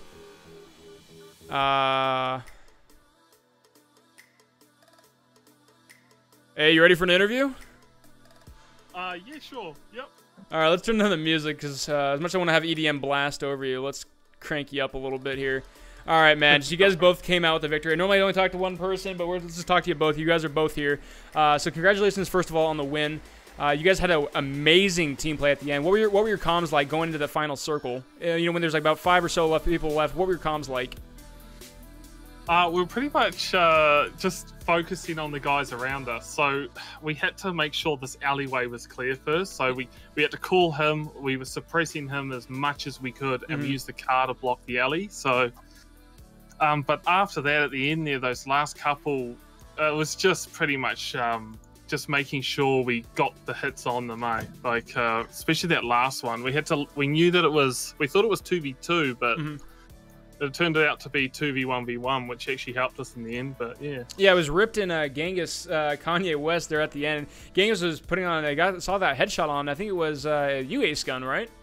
Yeah, it was on me. Fantastic headshot. Holy hell. Yeah, you peeked around the corner and he just snapped right to that. Luckily, you guys were able to get the revive up. But yeah, it was inside down the alleyway from you, and he was crawling around for a good amount of time. And I like to talk and ask about people's loadouts because I always find, people like different things. Like, I prefer, an M16. Some people prefer the SCAR. Going into that final circle, did you have the loadout you wanted? Did you feel that you were lacking on meds or grenades or anything of the sort? For me personally, no. I had the SCAR. I liked the SCAR, but I didn't have a compensator. I prefer a comp over a suppressor, but other than that, I was pretty geared. What about you, Liam? I think we were good for meds. Yeah, I would have just preferred a full auto gun. So Liam, near the end there, so who's, for your guys' team, who's the primary shot caller? I know you guys can both say, hey, we see someone west, we see someone, 330, but who's usually calling the shots on your guys' team? That's me. I normally call the shots, Ace Gun. But we sort of like collaborate between each other, but then I make the final, okay, we're going to do this, we're going to do this. But yeah, we sort of collaborate a lot. Where did you guys initially land, Liam? I can't even remember. Oh, we landed Poly, sorry. Poly. All right. So you guys had so I guess the trek, when do you guys just decide to cross the bridge? We went for a boat. We were initially going to that's right. actually swim. We were going to avoid the bridge altogether. That was the strategy with that one. Yeah, that seemed to be everyone's strategy. In fact, I think there's only at one point someone was camping for maybe about a minute or two. So there wasn't really a bridge campers, but yeah, I saw most people taking boats. You guys seem to have a good position. I like that you guys parked that UAZ, by the way. Oh, amazing. I love that play, taking the UAZ, turning it into cover. So, I mean, that was whose idea was that? That was my idea. Cause we sort of had a go at it on our first round earlier on in the thing where we used it at the power line. But so I wanted to try it again, but we definitely needed some more cover down that alley because we knew it was open. So I just decided to coast it over there and use it. Very nice. Well, a huge congratulations to you guys. Do you guys want to give any shout outs to any friends, family, lovers, enemies? Just shout out to our other team that killed us in round 2, the auxiliaries number 2, Bongsao and Jakes, to round 42. Well, you guys came out victorious, and I still am just in awe. I love that perfect communication at the end there. You saw that, Genghis had to move in. He was low, he was down, and you guys split up. You guys weren't just sticking together. You got the wedge, and you're able to get that angle. So congratulations to you guys. Amazing play, and a good job going into that. I'm excited to see where you guys finish up. Thank you guys for speaking with me. Yeah, thank you so much, and thanks for the broadcast. That was great. Thank you. All right, guys. So we're going to go to a short break. I can keep talking as they get the scores. We can actually pull up the scores live. Let's do that. We can talk about it. So going into that, let me go. Let's find the scores here. We see current stats. Here we go. Let's pull this up. I can go ahead and pull up. Where is this? Here we go. So looking through here, we see them filling in the scores now. It's kind of hard to read this, but we see auxiliaries Ace Gun and Liam, who just finished first. They got that 4th placed finish on the first round, which gives them a wonderful place to sit. The 17th is a little bit rough, but with 20 kill points, so 10 kills, they're able to get 435 points. They're able to get a little bit bonus from that. We see Premium Stash, Flozif and Fapple. They got 7, 9. I think they did pretty well as well near the end. I'm excited to see where they finished up there. Looking through this, Insight and Yasukage, even though they didn't finish, they have a 3-2-5 finish with 475 points. That might be victorious. That is a huge number of points. And I was following Yasukage a lot during that, and I'm glad I did, because you could just see that they have such great kill potential. And I constantly talk about that, is that, some people just, even if they're not naturally aggressive, they show up, they hit the shots they need to, they get the tags they need to, and they rotate properly. And that's one thing that they were doing, especially in the second round. Even though they, where was their team? Even though, Insight and Yasu, even though, often maybe one of them got picked off, they were able to play safe, rotate around 5th, 2nd. Second was the one where they got, PUBG God was able to come around the hill. But a 2nd place finish, even though you don't get that, finish the 20 kills, that's pretty disgusting. When you have something like Ultima and FCRR, they only have 6 kill points. Even if they get, those can make the difference. We've seen games where it's literally come down to 1 single kill. That was, I believe, the NA Open. It was MLG B who lost to a team by 1 single kill. So going through here again, so we see 435 from Ace Gun and Liam. Not going to be able to give them the victory. Currently the reigning supreme. It looks like it is Insight and Yasukids. They're still filling this in. But as this goes down, the only other teams that could possibly compete with this, nope, 362. See, they only had 2 kill points. They only killed 1 person, but they still were able to get 2nd and 3rd place finish, showing that it's not just about kills.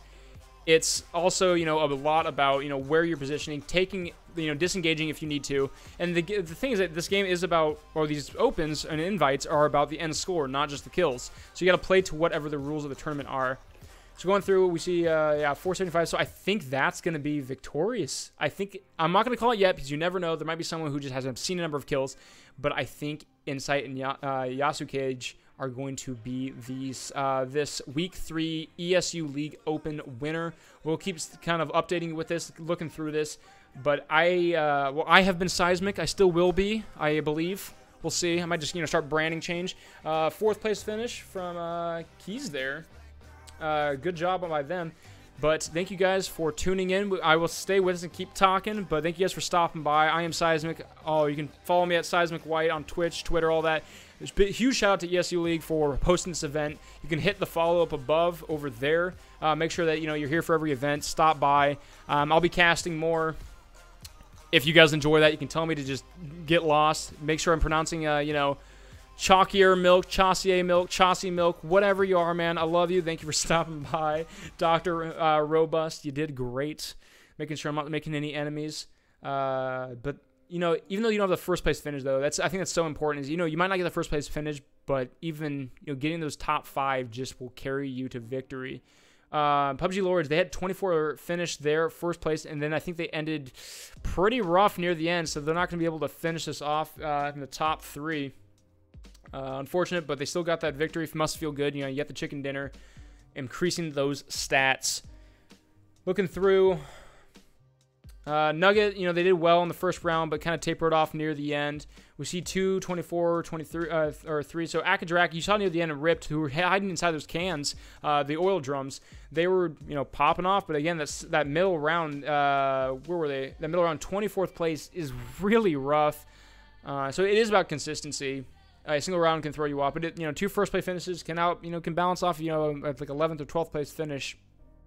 Kill wise, let's look at this. We see 24 here coming in from Yakik, and I mean, when we were talking to Dr. Robust and Kick, they were constantly shooting. You saw Yakik with the Kar 98 putting in work. Down here, you see PUBG Lord and Yam. They were doing a lot of killing in the second round. They got 7 kills, so that was 14 of their 24 points.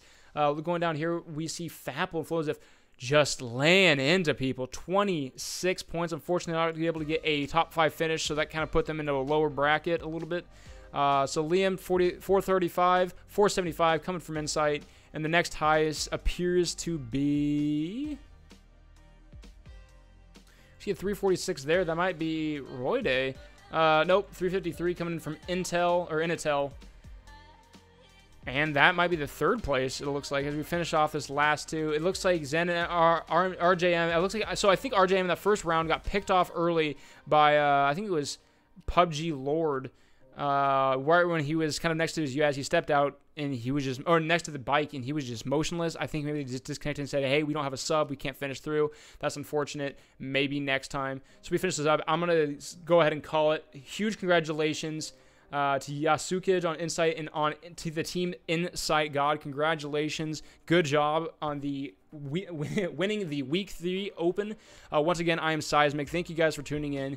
We will check you guys out. That's not what I'm trying to say at all. You guys, you know what? I'm tired. It is like 4:30 a.m. But you guys get what I'm trying to say. I will see you guys next time. I am Seismic. This has been the ESU League Cast. Go ahead and follow them on Twitter to see of the next event, and I will see you guys next time. Thank you once again.